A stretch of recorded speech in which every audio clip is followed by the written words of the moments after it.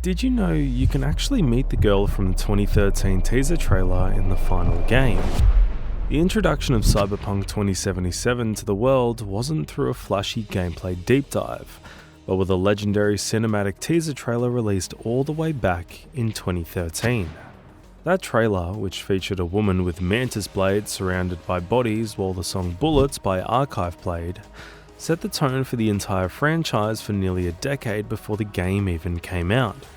While most people thought that trailer was just a standalone cinematic, CD Projekt Red actually hid the sequel to that story right inside the game. During the side job Bullets, Cyber Psycho attacks the high-end clothing store Jinjuji, and once you defeat him, a group of elite MaxTac officers arrives to secure the scene. One of these officers is a lieutenant named Melissa Rory, and if you pay close attention, it's heavily implied that she is the exact same woman from that 2013 teaser. In the original video, the woman is captured by MaxTac rather than killed, which is a common tactic in Night City for recruiting the most dangerous psychos into their own psycho squad. The game leaves a trail of breadcrumbs for fans to find, starting with the quest name Bullets, which is an eponymous reference to the original trailer's soundtrack. Furthermore, Melissa uses a unique, unobtainable model of mantis blades called the Higurashi 2013, which is a clear nod to the year the teaser was first released.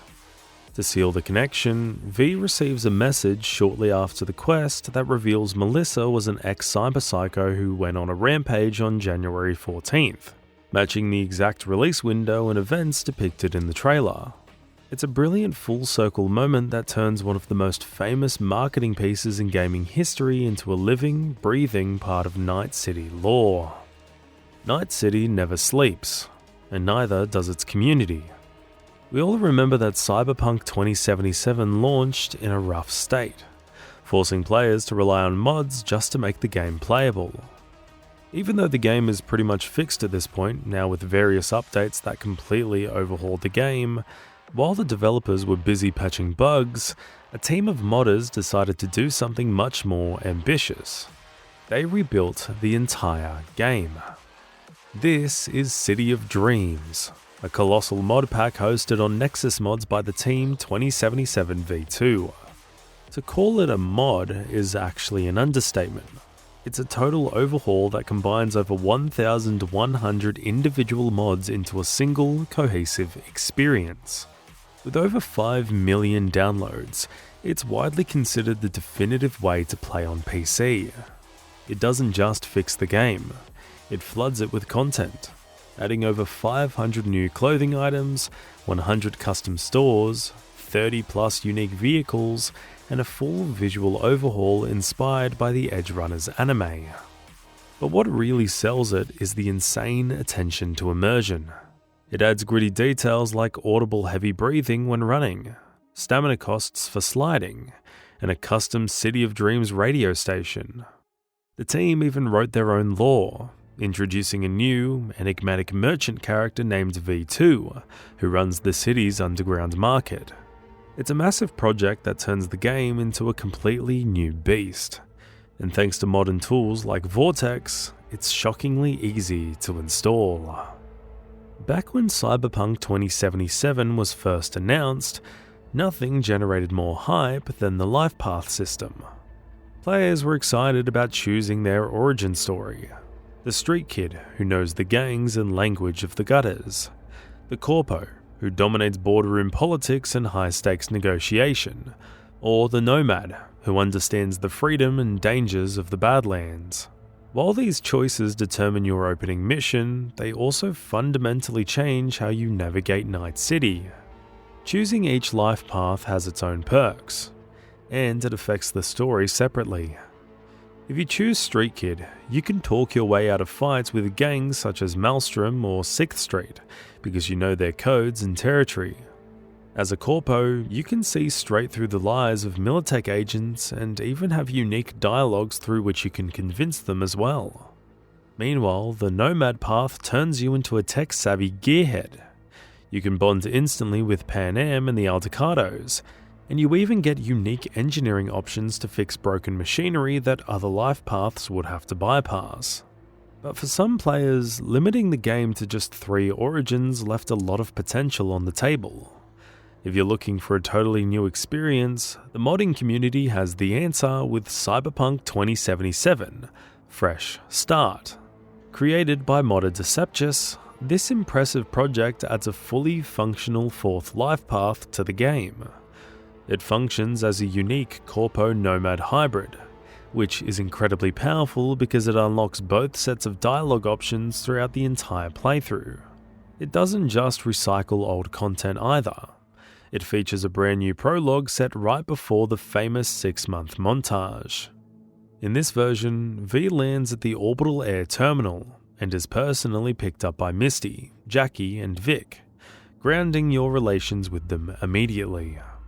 The modder even updated the UI to include a custom 4th slot in the main menu's loading animation.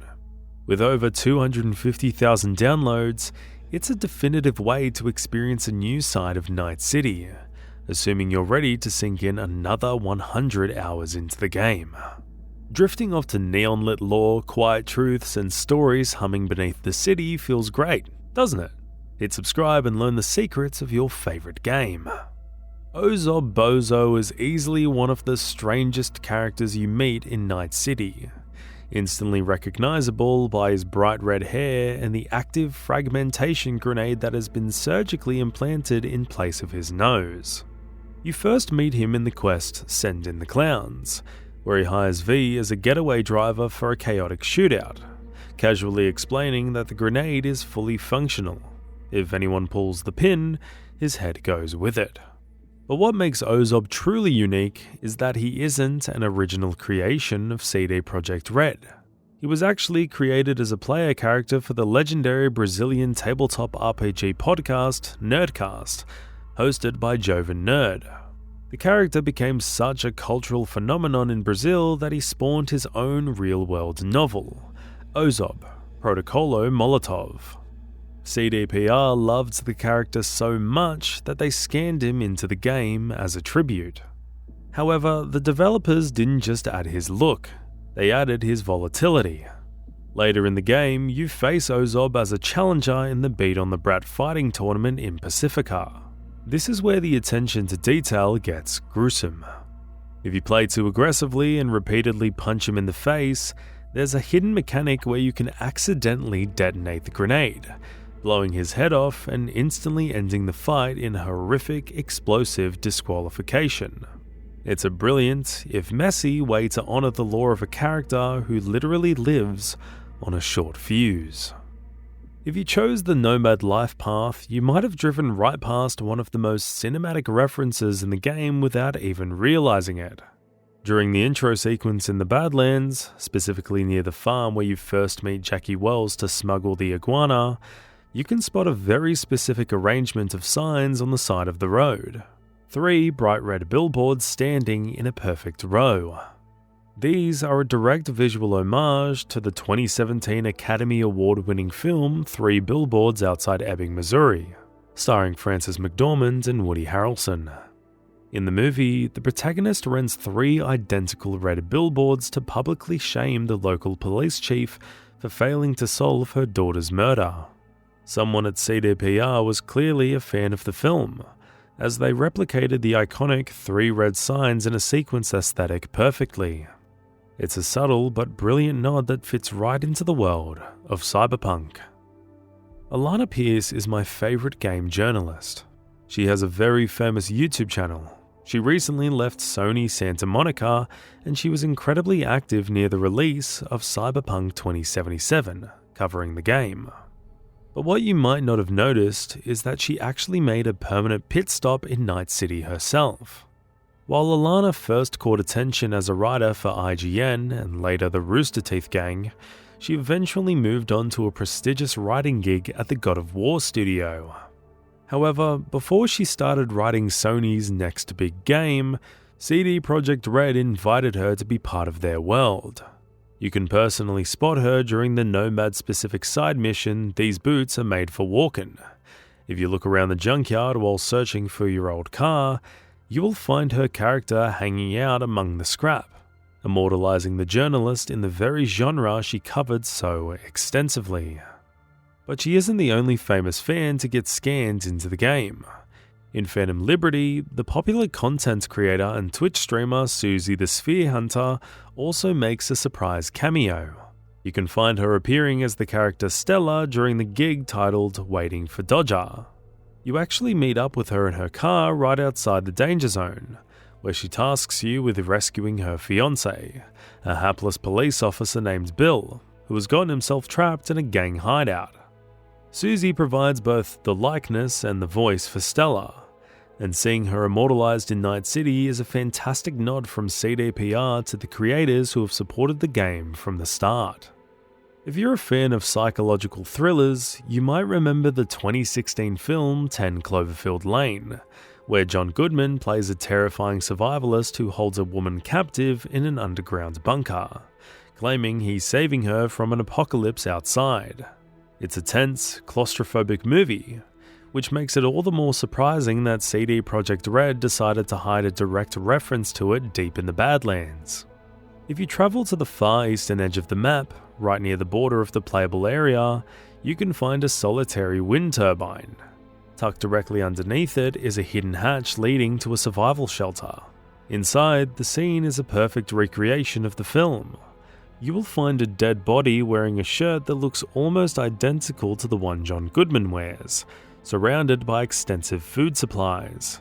More disturbingly, there are two large barrels of chemicals nearby, a dark nod to the acid barrels used to dispose of bodies in the movie. If you read the journal entry found on the desk, it details the man's twisted logic about how he was only trying to protect a woman from the certain death that the outside world would bring, perfectly mirroring the movie's chilling plot. Harry Potter is undeniably one of the most influential franchises in history. Countless games, movies, and shows have copied its tropes or paid tribute to its wizarding world. It's so ingrained in pop culture that even the dark, dystopian future of Cyberpunk 2077 couldn't resist making a reference, though in true Night City fashion, they twisted it into a dark, self-deprecating joke about their own broken game. If you head to the pumping station in Wellsprings, you can find a brick pillar marked with graffiti that reads Platform 69 3/4. This is of course a mature spoof of the famous Platform 9 3/4 at King's Cross Station, where wizards run through a wall to reach the Hogwarts Express. However, the reason this specific wall was chosen is hilarious. In the early buggy days of the game's release, this exact wall was the side of a persistent glitch where NPCs would accidentally clip through the concrete and disappear, much like students rushing to the train. To acknowledge and mock this error, the developers patched in the graffiti along with a bloody dead body lying directly in front of the wall. We've talked about a lot of anime references already, but there is one specific show that holds a special place in Keanu Reeves' heart. It's well known that Cowboy Bebop is his favourite anime, so much so that the director of John Wick 4 confirmed that the film's ending on the stairs was directly inspired by Spike Spiegel's final moments. Given that connection, it's no surprise that CD Projekt Red hit a tribute to the space western in Night City, especially since both stories take place in the 2070s. While exploring the eastern area of Rancho Coronado, players can stumble upon a specific hostage situation organized by a local gang. If you check the computer terminal nearby, you will find details of the crime listing the members of Martha's group. The names listed are Faye Spiegel, Spike Valentine, and Jet Black. Fans will immediately recognize these as mashups of the show's legendary crew, Spike Spiegel, Faye Valentine, and Jet Black. There's a more hilarious Cowboy Bebop reference in the game as well. Whether this was intentional or simply a coincidence, I personally find it quite interesting. Players can spot several homeless people in the streets of Night City, and when scanning one homeless person, you can find the Spike guy we mentioned out in the streets. Night City is famous for its high-octane violence and booming industrial soundtracks, but if you know where to look, you can find a pocket of absolute zen. While this isn't a reference to a movie or a celebrity, it's arguably the most unique atmospheric detail in the entire game, and one that is incredibly easy to miss. Deep in Dogtown, near the iconic Heavy Hearts Club, there's a girl tucked away on a high ledge playing a handpan. For those who don't know, a handpan is a steel percussion instrument that looks a bit like a UFO. It's played with the hands and produces a soft, hypnotic, and ethereal sound that feels almost magical. Because she isn't at floor level, most players sprint right past her without even hearing the melody over the city noise. To find her, you'll need to approach the nearby construction site and look up toward the scaffolding. Standing next to her and simply listening to the music is widely considered the most relaxing experience in the game. It provides a rare moment of peace in the middle of a war zone, proving that even in a world obsessed with chrome and power, there is still room for simple, beautiful human talent. Cyberpunk also pays homage to a lot of internet culture and viral memes. Two of the most interesting examples are tucked away in the game's art and skill trees, connecting real-world viral moments to the streets of Night City. If you head to the Haywood district and explore the wall west of El Coyote Kojo, Jackie's family bar, you will find a piece of graffiti that reads Hemasido Enganado. This is a direct reference to the legendary Spanish meme involving a misspelled graffiti tag on a white wall in Seville, Spain. The phrase is a corrupted version of Hemosidos Enganados, which means we have been deceived, and it became a massive viral sensation across Spanish-speaking websites. Its inclusion is a nice nod to the game's global community. But the internet culture references don't stop at street art. If you dive into the intelligence attribute and look at the quick hacking skill tree, you'll find a perk called Master Ram Liberator. The icon for this perk features a person's head expanding with glowing energy, a perfect recreation of the famous Galaxy Brain meme. It's the perfect visual metaphor for a netrunner whose mind has expanded so far into the net that they've achieved a higher state of digital consciousness. Since CD Projekt Red is a Polish video game developer, they naturally filled Night City with inside jokes and tributes to their home country's culture that most international players would drive right past. One of the most legendary examples is a tribute to a viral video that practically every person in Poland knows by heart. In the southern part of Haywood, if you parkour your way onto a specific rooftop, you will find a crashed motorcycle and the corpse of an unknown man. If you loot his backpack, you'll find a note congratulating someone named Pablo Jumper and providing him with coordinates for a stunt. This is a direct reference to the famous Polish meme Pole Jumper. The original video, which went viral in the early 2000s, features a teenager named Paul attempting a dangerous bicycle jump off a high ramp while his friend records and narrates the grand spectacle. It's the Polish equivalent of an early Jackass stunt, and the dialogue from that video is quoted by Poles to this day. Cyberpunk 2077 was famously one of the few AAA titles to launch without de novo, or any other form of DRM. Because CD Projekt Red values a DRM-free philosophy, the game was essentially cracked and available on piracy sites the very second it launched. Interestingly, the developers chose to acknowledge this world of internet piracy through one of the darkest missions in the game. During the side job gig Dirty Biz, you are sent to track down two underground braindance tuners who edit and sell horrific illegal footage. These two characters are named Gottfried and Frederick. This is a direct reference to Gottfried Svartholm and Frederick Nisch, two of the real-life co-founders of the Pirate Bay, the world's most famous piracy website. While the real Gottfried and Frederick are legends in the world of free information and file sharing, their in-game counterparts are depicted as villains of the highest order. But in the messed up world of Night City, the developers show how that same freedom of information can be twisted to protect criminals who trade in the city's most disgusting and evil digital content. Dogtown operates as a completely separate entity from the rest of Night City, functioning almost like a fortress with its own laws and borders. Whenever you attempt to enter through the main gate, Guards subject your vehicle to a rigorous full body scan to make sure you aren't a threat. Interestingly, this system is surprisingly fair. If you call for a ride, even Delamain's AI taxi service is allowed to pass through the checkpoint without any issues. However, one of the most vulgar yet hilarious hidden details in Phantom Liberty happens if you try to roll up to the gate in a stolen NCPD cruiser. If V attempts to enter Dogtown while driving a police vehicle, the scanner will immediately flag the car, the gates will lock down, and you will be flat out refused entry.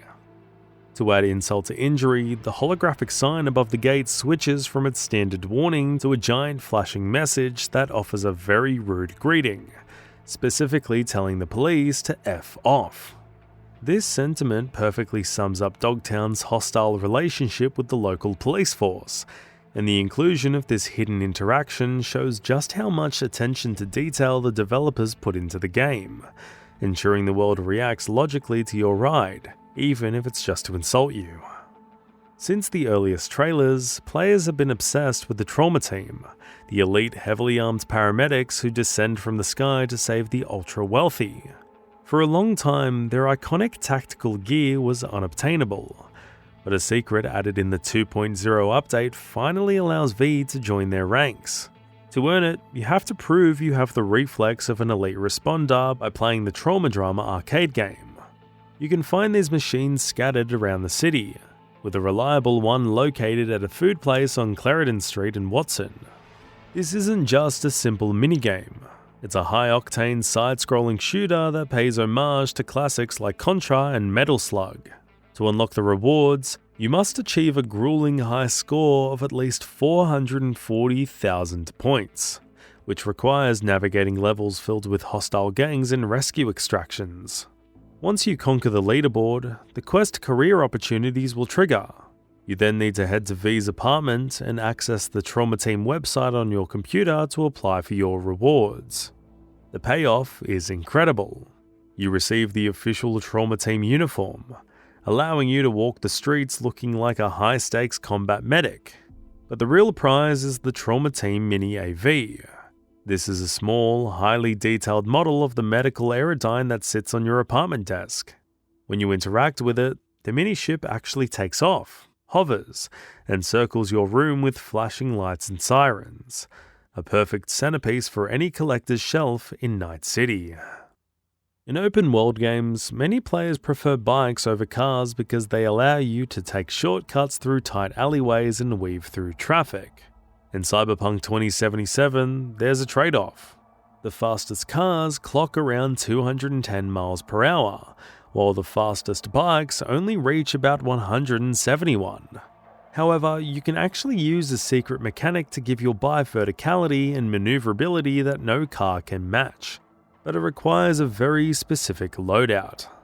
While you might think you need a shotgun for this, the trick actually relies on specific explosive revolvers, most notably Comrade's Hammer, as well as the Phantom Liberty weapons Lakar and Tegan. If you ride your bike in third-person view and shoot those explosive rounds directly at the ground beneath your wheels, the blast force will literally launch your bike into the air. This rocket jump technique allows you to hover over highway barriers, jump across broken bridges, or clear obstacles that would normally stop you dead in your tracks. Just be warned. Repeatedly blowing up the ground underneath you will damage your bike over time, but it's a small price to pay for the ability to fly. Cyberpunk 2077 is widely considered the king of delays in the modern gaming industry. It was teased in 2013 but didn't release until late 2020, suffering multiple high-profile delays that pushed it from April to September, then November, and finally December. The developers were well aware of this reputation, and if you choose the Corpo life path, they actually hit a cheeky reference to their scheduling struggles right in the prologue. When V is in the Arasaka restroom looking into the mirror while talking to Jackie on the phone, if you look very closely at the bottom right corner of the mirror's digital interface, you can spot a small alphanumeric code, NC770416.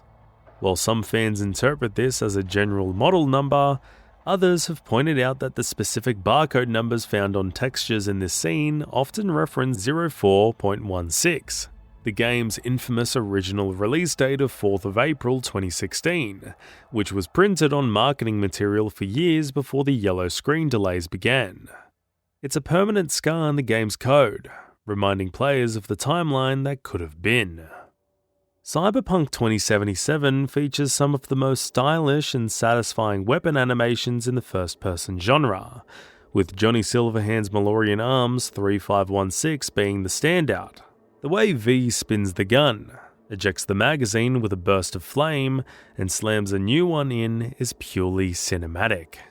However, what most people don't notice is that the developers included a realistic detail known as staged reloads, or tactical reloading across almost every weapon. The animations change completely based on how much ammo is left in your magazine. For example, if you're using a double-barrel shotgun and you only fire one shot before hitting reload, V will physically only load a single shell into the chamber rather than replacing both. Similarly, with automatic rifles and pistols, if you reload while the magazine is empty, V has to rack the slide, or pull the charging handle to chamber a round. But if you reload while there is still a bullet left in the chamber, V simply swaps the magazine and skips the cocking animation, making the reload significantly faster. While the reload animations prove the developers were obsessed with mechanical realism, they didn't stop there. They also nailed the chaotic atmosphere of a firefight. If you pay close attention during combat, specifically when using high-caliber weapons like revolvers or shotguns, you will notice that the game features dynamic gun smoke. Unlike many shooters, where a muzzle flash is just a flat 2D sprite, in Cyberpunk 2077, firing a weapon creates a lingering cloud of smoke that physically hangs in the air. In dark or enclosed areas, this smoke actually reacts to lighting, sometimes obscuring your vision or catching the neon glow of the city's streets. If you played through the Phantom Liberty expansion, you likely faced the agonizing choice in the final mission, the Killing Moon. If you choose to betray Solomon Reed and help Songbird reach the shuttle, you essentially sacrificed your own chance at a cure to save her life. After a tense standoff and a heartfelt goodbye as her rocket blasts off to the moon, she seemingly ghosts V, leaving many players wondering if she actually made it or if she just used you and disappeared. However, CD Projekt Red didn't leave this thread entirely hanging. They hit a secret closure scene that most fans miss because it requires returning to a specific, unmarked spot in Night City days later. After completing the mission and waiting for a few in-game days, if you head to the city centre and fast travel to Skyline and Republic, you need to look for a specific dark alleyway near this location. Hidden behind some trash and pallets, you will find a lootable container that wasn't there before. Inside is a data shard containing a secret video message from Songbird herself. She finally breaks her silence, admitting, "If you're watching this, you know how our story ended. I'm a snitch. Jealous, I'll admit. I'm scared, V, but I need to trust you.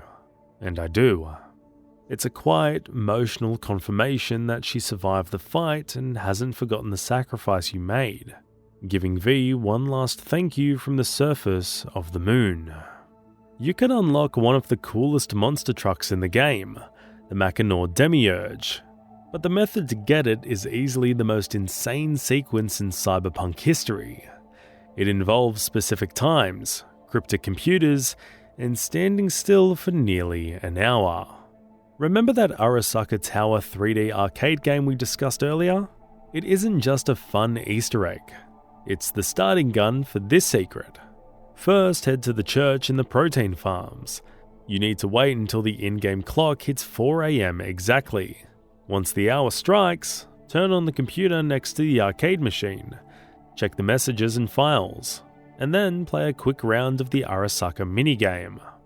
After you exit the game, things get weird. You need to immediately head to the nearby fast travel point and jump to the Wraith camp in the Badlands. Follow the road south into the open desert until you find a lonely, discarded mattress lying in the sand. Now, this is the part that sounds like a prank but is 100% real. You have to stand on that mattress and do absolutely nothing. AFK for about 50 to 55 minutes of real time. If you have the patience, V will eventually cough, pass out, and a mysterious cutscene will play. When you wake up, the massive Mackinac Demiurge monster truck will be parked right in front of you, yours to keep forever. One of the most subtle but brilliant narrative details in Cyberpunk 2077 is hidden right in your quest log, and it was confirmed by the game's acting lead quest designer, Philip Weber. He stated that after a certain event in the story, the quest titles in Cyberpunk 2077 are named after the songs that Johnny would have been influenced by. If you look closely at Act 1, the missions have simple operational names like The Rescue, The Pickup, The Information, or The Heist. These sound like chapters in a pulp crime novel, reflecting V's life as a mercenary just trying to get the job done. However, the moment Johnny Silverhand gets stuck in your head at the start of Act 2, the entire naming convention changes. From that point forward, almost every main job and side quest is named after a real-world rock or punk song. You start seeing titles like Gimme Danger, The Stooges, Transmission, Joy Division, Play It Safe, Iggy Pop, and Total Immortal, AFI. It's a genius way of showing that Johnny's personality isn't just taking over V's body. He is literally rewriting the soundtrack of V's life, influencing how the story is told right down to the mission titles. During the Phantom Liberty mission, The Killing Moon, you were given multiple ways to infiltrate the spaceport, one of which is the maglev train tunnel. This route is really difficult because high-speed trains speed through the tunnel, and getting hit usually means instant death. Most players just sprint to the objective, but if you're stubborn enough to go the opposite way or manage to reach the very end of the tunnel, often requiring precise timing or movement tech to avoid the trains, you will find a hidden secret. The developers anticipated that some players would try to break the boundaries of the level, so they placed a hidden platform at the dead end of the tunnel. Waiting for you, there are 2 loot crates containing high-tier items and a secret message left specifically for those who manage to survive the trip. But there is a major catch. In recent updates, CD Projekt Red has patched this secret, making the trains and invisible walls nearly impossible to bypass with standard movement. While it used to be reachable with precise timing, you now essentially have to use a speed mod or cheats to outrun the instant death triggers and survive the trip to claim the reward. It's a rare instance where a secret is still in the game, but the developers decided to make it harder than ever to actually see. While the previous maglev secret is a case of the developers trying to patch out hidden areas, this next detail proves they also love to hide things in plain sight right in the middle of the expansion's biggest cinematic moment. During the explosive opening sequence of Phantom Liberty during the quest Dog Eat Dog when Space Force 1 is shot down and crashes into Dogtown, most players are too busy watching the massive fireball to notice a tiny, crucial detail. If you look closely at the plane as it spirals down, specifically near the tail, you can actually see Songbird's escape pod ejecting at the very last second. But the secret doesn't stop with a visual effect. You can actually find this pod later in the open world. If you explore the area near the exhibition hall, near the crash site, you can discover the used-up blast pod sitting in the rubble.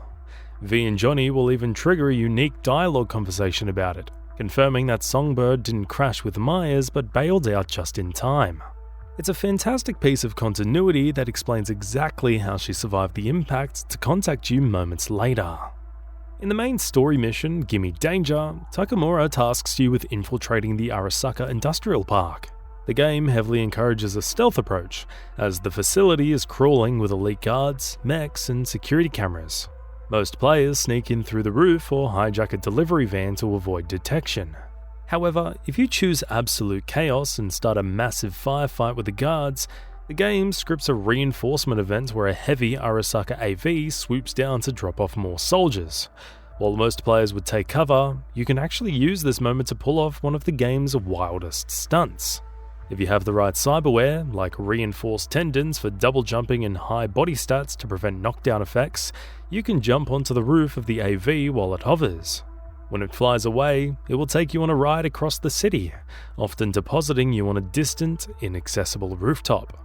In earlier versions of the game, players who managed this were rewarded with a hidden well-done data shard or message from the developers, acknowledging the sheer effort it took to break the mission's logic and reach a spot that wasn't supposed to exist. In the dark history of Night City, few names command as much fear and respect as Rache Bartmoss. He is widely regarded as the greatest netrunner of all time and the single deadliest cybercriminal in history. Bartmoss was a prodigy who began netrunning at the age of 4 or 5, famously using his real name in cyberspace just to taunt the megacorporations he despised.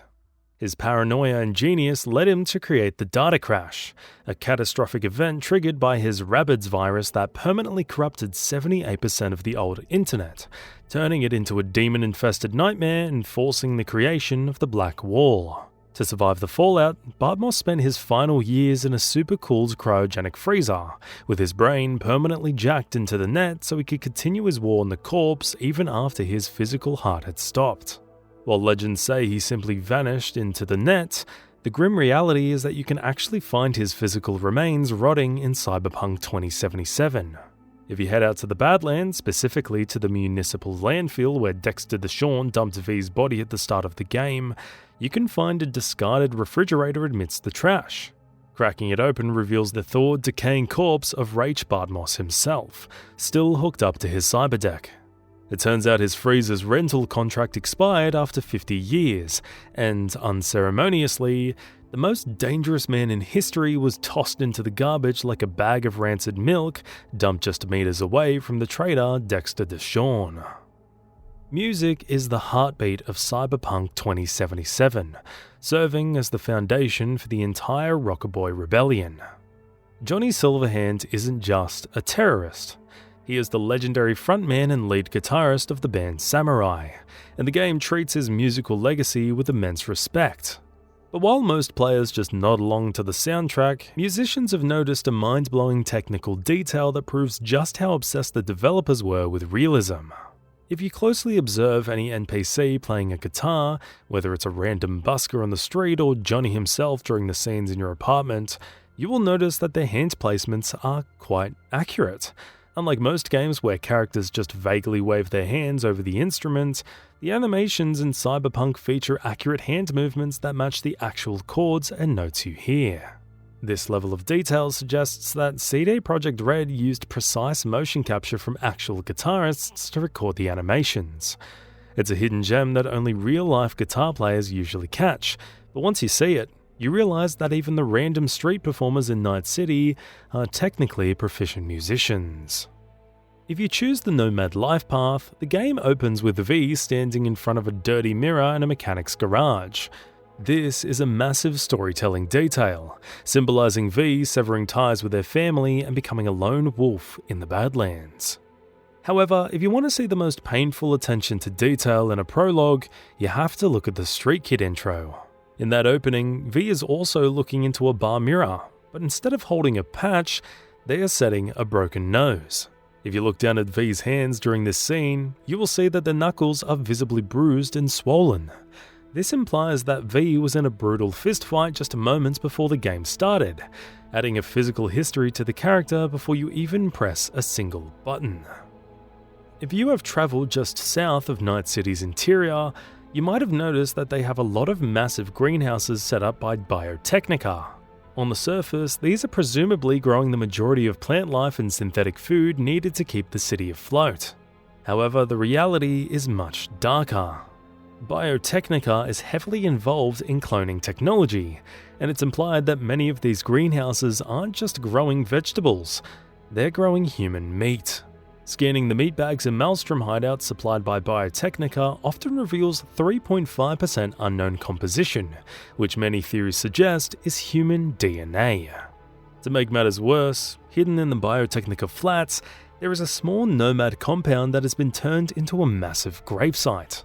Data shards found in the area suggest that Biotechnica had been kidnapping nomads, using them for cloning experiments or protein farming, and then dumping the failed subjects in unmarked graves right next to their food production facilities.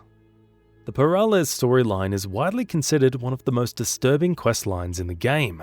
It starts with Elizabeth and Jefferson Perales, a political power couple, hiring V to investigate a break-in at their penthouse.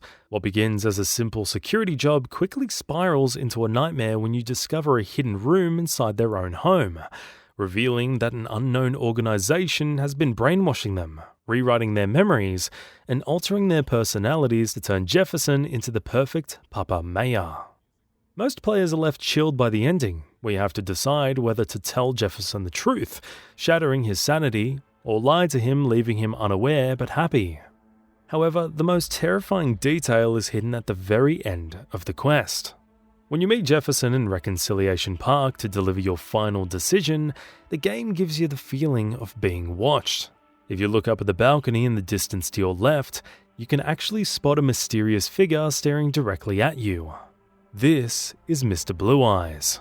He's an elusive man with glowing blue eyes, indicating he is constantly transmitting data and wears a ring associated with high-level conspiracies involving Gary the Prophet. He is invincible in this scene.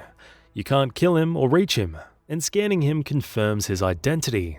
His presence confirms that the mind control operation isn't just a corporate scheme, but it's likely being run by rogue AIs or a shadow organization far more powerful than Arasaka or Militech. If you explore the edges of Dogtown, specifically near the Longshore Stacks, there's a hidden party room that most players miss because it's almost impossible to find without looking up. You can only get there by climbing the shipping containers near the main gate and following the sound of loud music. But there is a catch. The door is time-locked and will only open for you after 1 AM. While this room is best known for containing the Poser X-Mod 2, which is widely considered one of the best shotguns in the game, the room also holds a massive secret about the franchise's future. Inside, you will find a giant metal letter O leaning against the wall. Reading the nearby laptop reveals that the party host stole it from the Orion building next door. This is a direct, cheeky nod from the developers to Project Orion, which is the official codename for the upcoming Cyberpunk 2077 sequel. On top of that, this room was a critical key to solving the massive FF06B5 mystery, which we mentioned in the last video. On the table, you can find the Arasaka Tower 3D arcade cartridge, and on the floor, there's a cryptic clue indicating exactly how long you have to wait in the maze to unlock the monster truck secret we talked about earlier. If you crawl into a hidden makeshift shelter made of pushed-together metal sheets and a ditch in Dogtown, you will find one of the most heartbreaking environmental storytelling moments in the entire expansion. Inside is a diary belonging to a 13-year-old kid named Mark Lewis, and his story offers a brutal look at how quickly life in Night City can fall apart. Mark and his family originally lived the high life in the city centre. He attended Arasaka Academy just like David Martinez from Cyberpunk Edgerunners, and they had a cleaning lady in a luxury apartment. However, his father was a reporter for N54 News, who was fired for trying to publish a story that exposed the truth about a powerful corporation. After being blacklisted, the family lost everything and was forced to move to Dogtown. The diary chronicles their descent over just 19 days from June 22nd to July 11th. His father, broken by the city, turned into a junkie and started abusing both Mark and his mother. In a final tragic twist, Mark got a job at the Black Market Stadium to support them, only for his father to steal his meager wages to buy more drugs. This diary is actually a crucial piece of lore because the dates listed in it, June to July 2077, officially confirm the canonical timeline for when the events of Phantom Liberty take place in the game's calendar. But while the ditches of Dogtown hold tragic stories of those who lost everything, the heights of the district hide rewards for those willing to act like true scavengers. While exploring the southern side of Longshore Stacks in Dogtown, you can find a group of scrappers surrounding a data shard that reveals a hidden treasure hunt. The shard, written by scavengers named Keith and Laura, details how they found a piece of crashed Space Force 1 plane that was full of weapons, but they had to stash the loot to avoid detection. Instead of giving you a map marker, the game requires you to actually solve their riddle.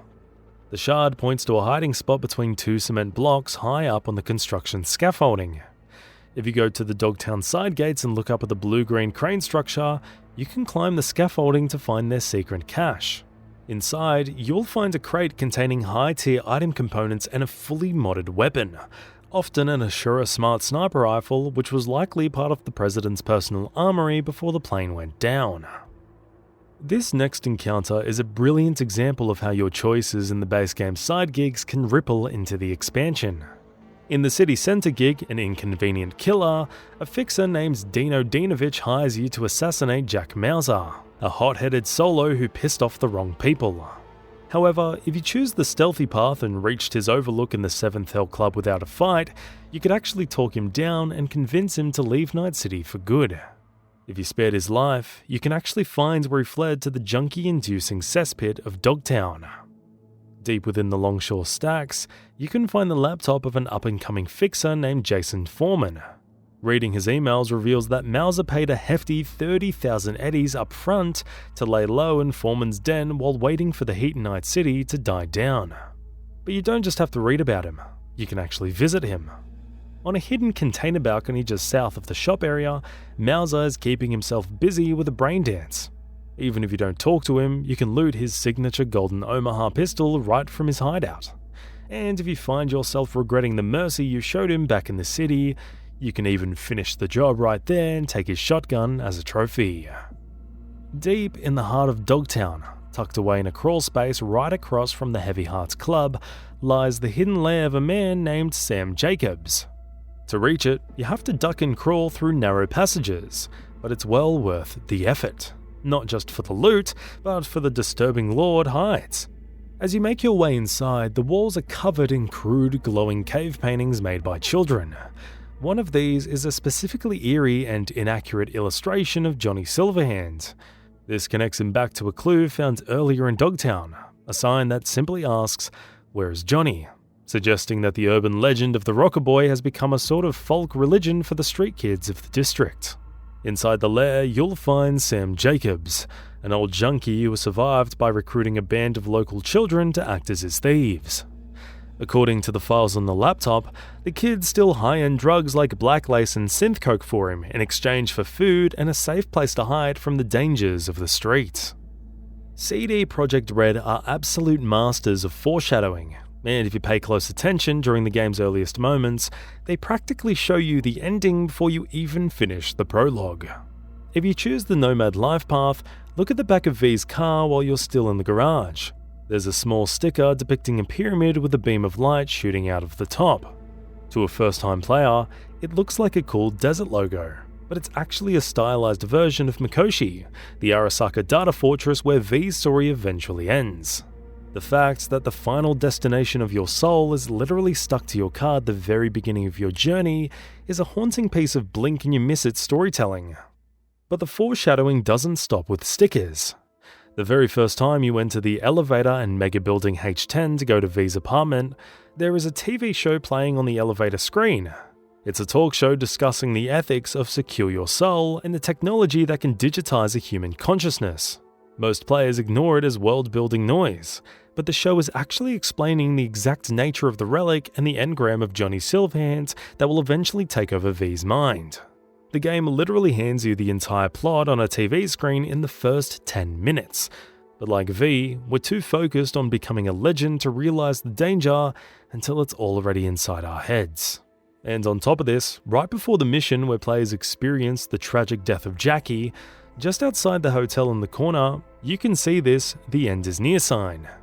And I gotta say, the placement is absolutely spot on. One of the most chilling details about the betrayal in the prologue is that Dexter Deshawn's plan to clean you up was never optional. It was a scripted death sentence that the game subtly hints at, even if you try to resist it. The first time we played, most of us followed Dex's orders and went into the washroom to clean the blood off our faces. However, it turns out that if you simply stand there and refuse to go in the bathroom, or if you take too long asking him questions and challenging his plan, the outcome is exactly the same. If time passes, Dex's bodyguard will eventually lose patience, step in, and knock you out with a single punch, leading to the same cinematic where you're shot and left for dead. This detail reinforces the idea that by the time you reach the motel room, the quiet life Dex promised was already gone. You were just a loose end he was waiting to cut. One of the most important players in the heist mission was T-Bug, the elite netrunner who provided the technical backbone for the entire operation. During the mission, her role was to jack into the Konpeki Plaza subnet and bypass the hotel's high-end security, so V and Jackie could reach the penthouse. Many players seem to forget about her because of the chaotic events that follow, but her fate is one of the most brutal in the game. When the heist goes wrong and the hotel is put on lockdown following Saburo Arasaka's death, T-Bug is discovered within the system. As she tries to open the balcony doors for your escape, she is suddenly hit with a massive cyber attack. You can actually hear her screaming in your ear as her connection is severed. What actually happened to her is confirmed later in the game. If you visit a netrunner shop in Kabuki and talk to the clerk, Yoko, she reveals that Arasaka tracked T-Bug back to her physical location. They didn't just kick her out of the net. They sent a lethal ice spike that literally fried her nervous system while she was still in her chair.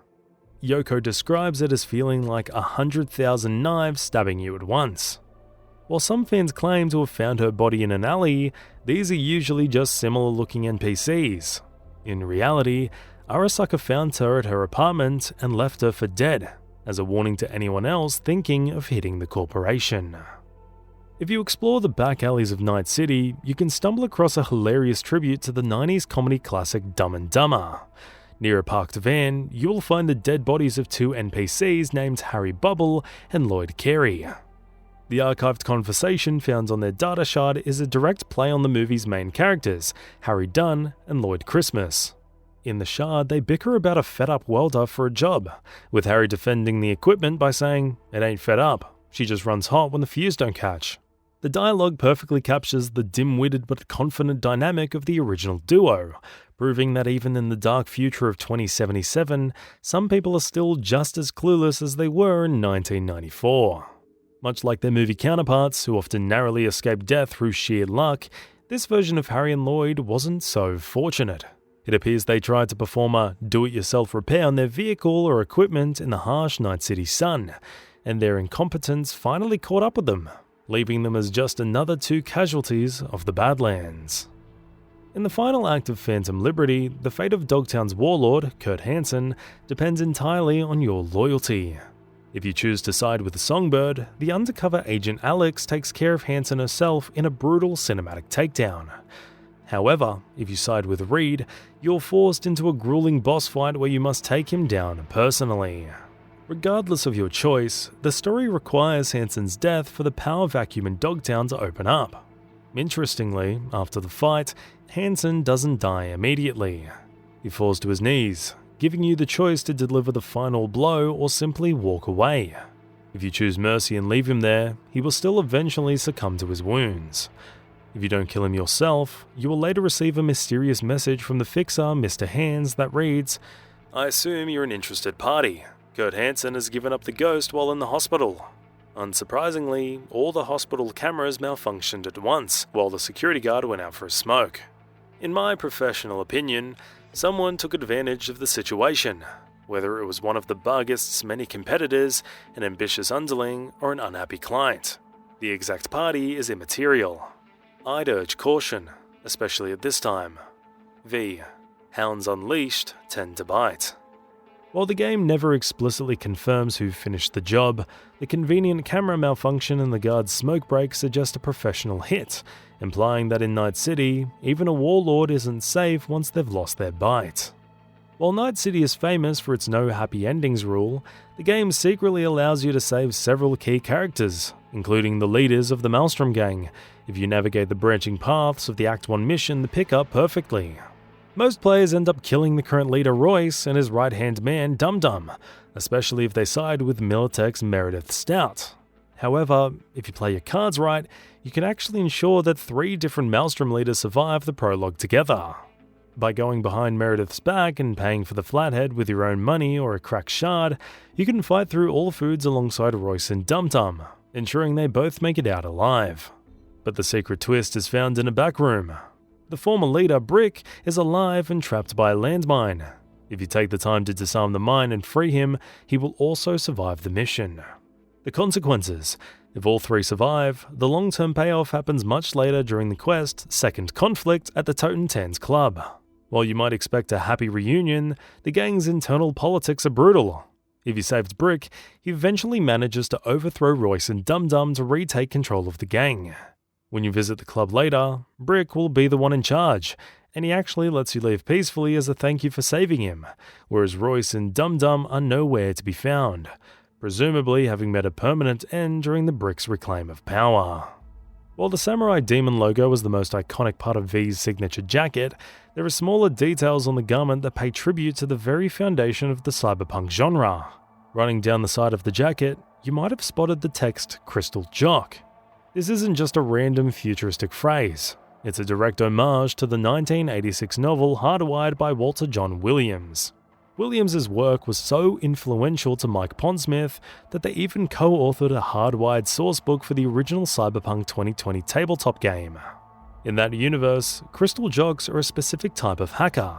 Unlike the high-end netrunners who plug their brains directly in the net to navigate 3D virtual landscapes, Crystal Jocks are more like classic meat-space hackers. They use more rudimentary tools, brute-forcing passwords and exploiting software vulnerabilities through handheld decks and physical hardware rather than purely mental interfaces. Wearing the patch in 2077 is a way for V and Johnny to honor the old-school hardwired hackers who paved the way for modern netrunners of Night City. If you thought the voice of the Blind's netrunner Slider in Phantom Liberty sounded familiar, your ears weren't playing tricks on you. In a brilliant piece of transmedia casting, Borge Etienne, the voice actor for the shady Doc and Cyberpunk Edgerunners, also provides the voice for Slider in the game.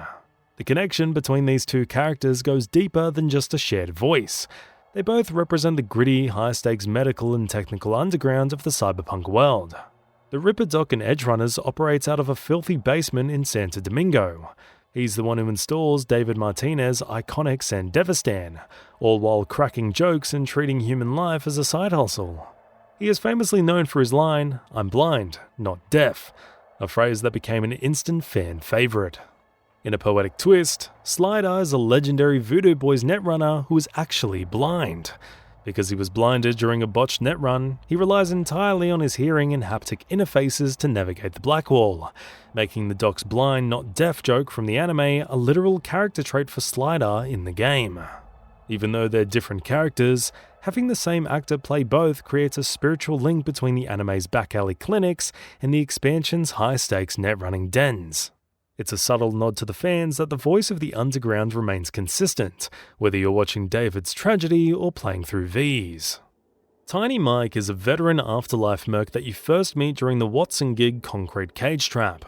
In this mission, he's pinned down by Militech forces in a tenement building, and Regina Jones hires you to extract him before he's flatlined. Once you rescue him, Tiny Mike becomes a permanent fixture at the Afterlife bar, often beckoning you over to share a drink and catch up whenever you visit. However, his fate is tied to a secret interaction involving his brother, Big Pete. Later in the game, you'll receive a gig from Dakota Smith called Big Pete's Got Big Problems. You're sent to the Badlands to assassinate Big Pete, a techie who accidentally sold faulty cloaking tech to a group of wraiths, causing their AV to crash. Most players follow the quest marker and kill Big Pete. If you do this, you effectively destroy Tiny Mike's family. The next time you see Tiny Mike at the Afterlife, the topic of his brother is completely avoided, leaving a somber gap in his dialogue. When you confront Big Pete in his basement, if you pause instead of shooting immediately, he will beg for his life. He promises to match your bounty and leave Night City forever if you spare him. If you choose to spare Big Pete, he actually keeps his word. Even better, Dakota will still pay you the full fee because the problem has been dealt with. Saving Big Pete unlocks a special interaction with Tiny Mike. The next time you're at the Afterlife, you can explicitly tell Mike that you ran into his brother and let him go. It's one of the few instances where V can act as a bridge to save a merc's family, turning a potential tragedy into a rare happy ending in the heart of Night City. Being a good cop in Night City is a death sentence. But if you have the right background, you can save the one honest officer left. In the gig, Woman of La Mancha, Regina Jones hires you to persuade a cop named Anna Hamill to drop her investigation.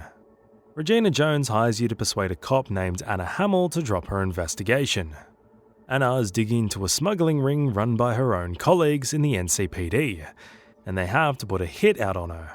Usually this ends in one of two ways. You kill her, or you scare her into fleeing Night City forever to save her life. However, if you're playing as Nomad V, you unlock a third hidden option that changes her fate completely. Instead of threatening her, you can bond with her over shared roots. It turns out, Anna is a fallen nomad who left her clan to try and fix the city from the inside. You can tell her, "If you're a woman of principle, this ain't your city. Join a nomad clan. They need people like you." She actually listens. Instead of running away in fear or dying, she quits the force and rejoins the Aldecados. Later in the game, you can actually find her hanging out the Aldecado camp, safe and happy. For many of us, the ultimate fantasy of a futuristic metropolis is the image of a chrome vehicle lifting off from a neon-soaked street and disappearing into the skyline. Ever since Blade Runner introduced the iconic spinner, flying cars have been a non-negotiable staple of the genre. In a city as vertically massive as Night City, everyone naturally assumed we would be navigating the clouds just as often as the asphalt. However, one of the most lingering disappointments for players is that Cyberpunk 2077 contains no drivable flying cars.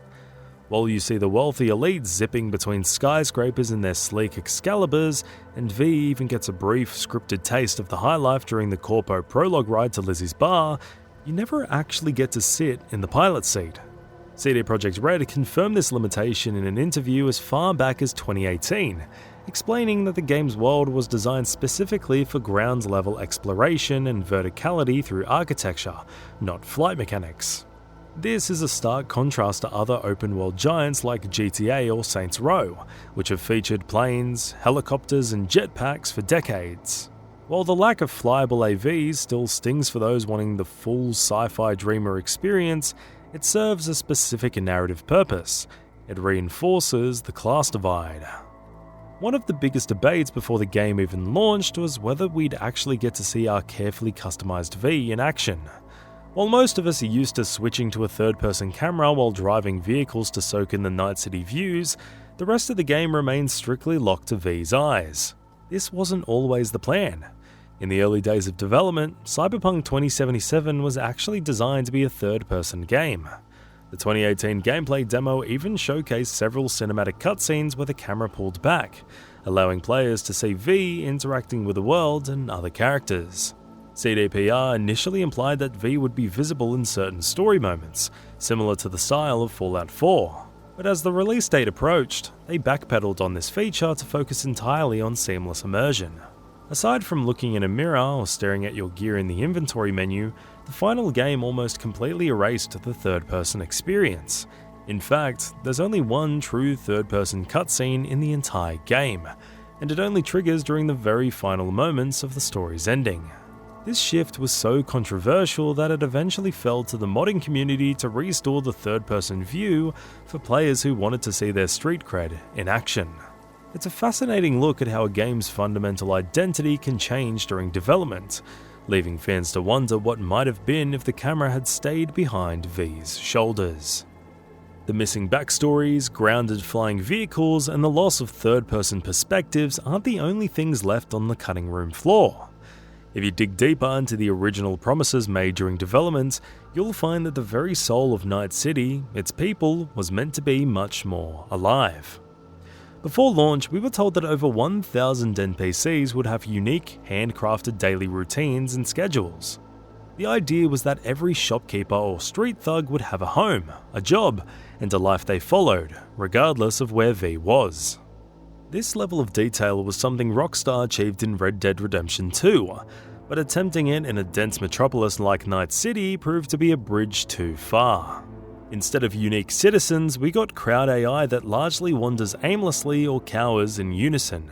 If you've ever seen an entire crowd suddenly despawn or glitch walk into a wall, you're seeing the remnants of a system that was likely just too ambitious for current hardware to handle. Even the physical borders of Night City aren't quite what they are meant to be, as revealed when you compare the in-game world to the physical map that shipped with the game's disc versions. The comparison highlights several phantom regions that exist on paper but don't appear in the playable world, leading explorers and data miners to find massive, unfinished cut districts that hint at a much larger playground. These ghost zones include a corporate town, which was envisioned as a massive walled-off residential area for high-level corpo executives that now sits empty behind invisible barriers, and a version of the Arasaka waterfront industrial zone that was originally much more detailed before being simplified and locked off. Furthermore, long before the Phantom Liberty expansion finally gave us a reason to visit the NCX, a massive spaceport sat in the distance as a silent reminder of missions that never made it into the 2020 release.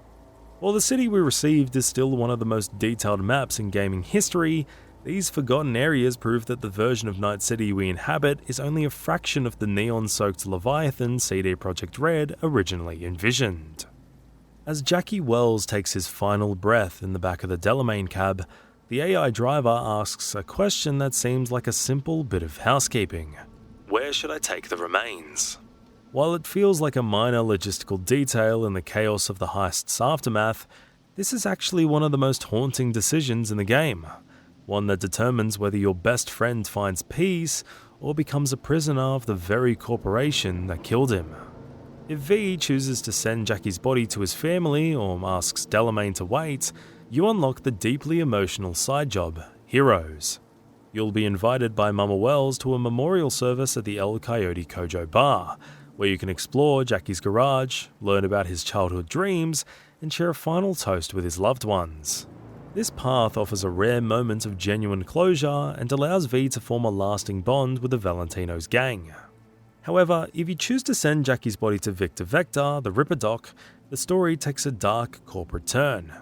Because Victor's clinic lacks the security of a funeral home, Arasaka thugs eventually storm the shop and seize Jackie's remains. Using the dreaded Soul Killer program, Arasaka extracts what is left of his consciousness to create an engram. This choice comes back to haunt V during the game's final acts, where you can actually encounter a fractured, hollowed version of Jackie's personality stored in the digital fortress of Mikoshi. Seeing your friend reduced to a glitchy, repetitive ghost that barely recognizes you is a brutal reminder of the high cost of a single decision in Night City. On the flip side, there is a much quieter, personal secret you can find without any dark corporate tech. Even after Jackie dies, his contact information stays in your phone. You can actually call him. Obviously, he doesn't pick up, but V will leave voicemails. Throughout the game, you can call him to update him on everything, meeting Takamura, finding Evelyn, or bonding with Panam. V acknowledges it's ridiculous to talk to a dead man, but they do it anyway. It's a small hidden detail that proves V just can't move on from losing their best friend. During the mission Automatic Love, V finally corners Woodman, the sleazy manager of Clouds who played a key role in Evelyn Parker's tragic downfall. At this moment, the game gives you a choice that tests your bloodlust. Do you zero him right there in his office, or do you play it cool and let him live to get the information you need? If you decide to handle things with lead and iron, it's a standard boss fight. Once Woodman is dead, he's scrubbed from the story and you never have to think about him again. However, if you choose the more diplomatic route and let him live, the ghost of that decision will come back to haunt you during Judy's personal questline, X Factor. Because you left a loose end, Woodman doesn't just disappear, he resurfaces later, forcing a second confrontation. Judy, still fueled by the trauma of what happened to Evelyn, will eventually ask V to help her finish what was started. Whether you kill him yourself or watch as the situation spirals, Woodman's survival in the first act only serves to prolong the misery he caused, proving that in a place like Night City, showing mercy to the wrong person usually just means you'll have to pull the trigger twice. Showing mercy to Woodman isn't the only choice that can come back to bite you. In the deep web politics of Night City, deciding who to trust can be the difference between a clean brain and a fried nervous system. This is never more apparent than during the mission I Walk the Line, when V is caught in the crossfire between the Voodoo Boys and Netwatch. V eventually corners the Netwatch agent Bryce Mosley in a cinema projection room. In a desperate bid for his life, Mosley reveals a terrifying truth. The Voodoo Boys haven't just hired you, they've tagged you with a virus and plan to burn your brain the moment the job is done to tie up loose ends. He offers a deal. He'll scrub the virus and protect V's mind if you let him live and give him access to the Voodoo Boys subnet. If V stays loyal to the Voodoo Boys and neutralizes the agents, the Voodoo Boys trigger the virus anyway, nearly killing V in a massive system surge that fries Netwatch infrastructure across the country. You survive, but only because of the relic. However, if you choose to take Mosley's deal and betray the gang, the consequences are explosive. This choice turns the entire Voodoo Boys faction hostile, leading to a brutal mandatory boss fight against Plessy during the later mission Transmission. While Night City is full of dangerous distractions, many players find themselves captivated by Panam Palmer, the hot-headed Nomad baddie whose loyalty is as fierce as her temper. While her story starts as a professional partnership, you can actually turn it into one of the game's most meaningful romances, but only if you play your cards right, starting with the mission Ghost Town. During this job, V and Panam team up to recover her stolen Thornton Colby and hunt down the corporate defector, Anders Hellman. After successfully reclaiming her car, Panam will ask you for a favor that isn't part of the original contract. She wants revenge on Nash, the man who betrayed her. If you agree to help her storm Nash's hideout, you prove you've got her back, which is the first major step in winning her heart. The real spark happens later that evening when the two of you look for a place to crash. In a classic "there's only one bed" trope, you have the option to suggest booking a single room instead of two separate ones. While Panam will initially insist on a room with two beds, mostly to save some eddies, choosing to share that space begins to break down her walls. Although the first night passes uneventfully, that shared vulnerability in a cramped roadside motel forges a bond that paves the way for a deeper romance in her later side quests. Do you guys remember the iconic Quadra VTEC from the original 2018 gameplay demo and all those early cinematic trailers? For years, that car was the face of Cyberpunk 2077, and in that early footage, it actually belonged to Jackie Wells. In the demo, we even see Jackie buying the Quadra, with the intention that the vehicle would eventually pass to V after the heist. However, if you look at the final game, Jackie's signature ride was completely swapped out for his Ark Nazaré motorcycle. This change likely occurred after Keanu Reeves was cast as Johnny Silverhand. Since Keanu is the real-life co-founder of Ark Motorcycle, CD Projekt Red collaborated with him to bring his custom bikes into the game. To make the partnership feel more organic to the story, the devs likely moved Jackie off the four-wheeled Quadra and onto the Ark bike. While you can still obtain that famous Quadra through the side job Sex on Wheels, its removal from Jackie's personal inventory suggests that the car and Jackie's role in the prologue might have been even more central to the plot, before the Keanu era of development reshaped the game's focus. In the mission Happy Together, V is asked by two NCPD officers to check in on their neighbour, Barry, who has spiraled into a deep depression following the death of his best friend, Andrew. This is one of the most time-sensitive and emotionally deceptive quests in the game. If you wait too long to knock on Barry's door after the quest triggers, it will actually autocomplete with a tragic failure. Even if you do get inside to talk to him, the good ending is hidden behind a choice most players overlook. After Barry pours his heart out, you have the option to visit Andrew's memorial in Northoak. It's only then that V discovers a shocking truth. Andrew wasn't a person, but a tortoise. While this might seem like a joke at first, it reveals the depth of Barry's isolation. He had no one else in the world but a pet. To save Barry's life, you must report this specific detail back to the NCPD officers. If you choose to leave that part out or simply tell him he's doing okay, the officers won't realise the severity of his mental state. Without intervention, you will return to your apartment later to find a crime scene outside Barry's door, as he has taken his own life. During the mission Gimme Danger, Takamura suggests doing some scouting on the Arasaka Industrial Park before the big parade. While you can skip this, choosing to join him is the only way to truly understand the man behind the chrome. This mission doesn't just reveal the building's weak points, it allows V and Takamura to share a quiet moment on a rooftop that cements their friendship. This bond is more than just flavour. Being friendly here fundamentally shifts Takamura's tone for the rest of the game, turning a cold business arrangement into a genuine alliance of mutual respect. However, this scouting trip is also where the story can take a dark turn, depending on how you handle the prologue. If V sent Jackie's body to Victor Vector at the end of the heist, Takamura will use this quiet moment to drop a bombshell. Arasaka intercepted Jackie's remains. He reveals that they plan to subject your best friend to the terrifying soul killer program to rip information from his mind, effectively dooming Jackie to a digital prison. It's a chilling realization that your previous choice led directly to your friend's minds being harvested by the enemy. This relationship with Takamura eventually leads to a life or death decision during Play It Safe, when V defeats Hanako Arasaka's elite bodyguard, Oda. As Oda lies defeated, Takamura calls and personally begs V to spare his life. While killing or sparing Oda doesn't drastically change the main plot, your choice resonates all the way to the end of the game. If you let him live, Adam Smasher will mockingly comment on Oda's survival during your final showdown, adding a layer of weight to the mercy you showed. The questline Beast in Me might look like a standard series of high-octane street races, but it quickly shifts into a dark story of obsession and vengeance. Your driver, Claire Russell, isn't racing for the trophy.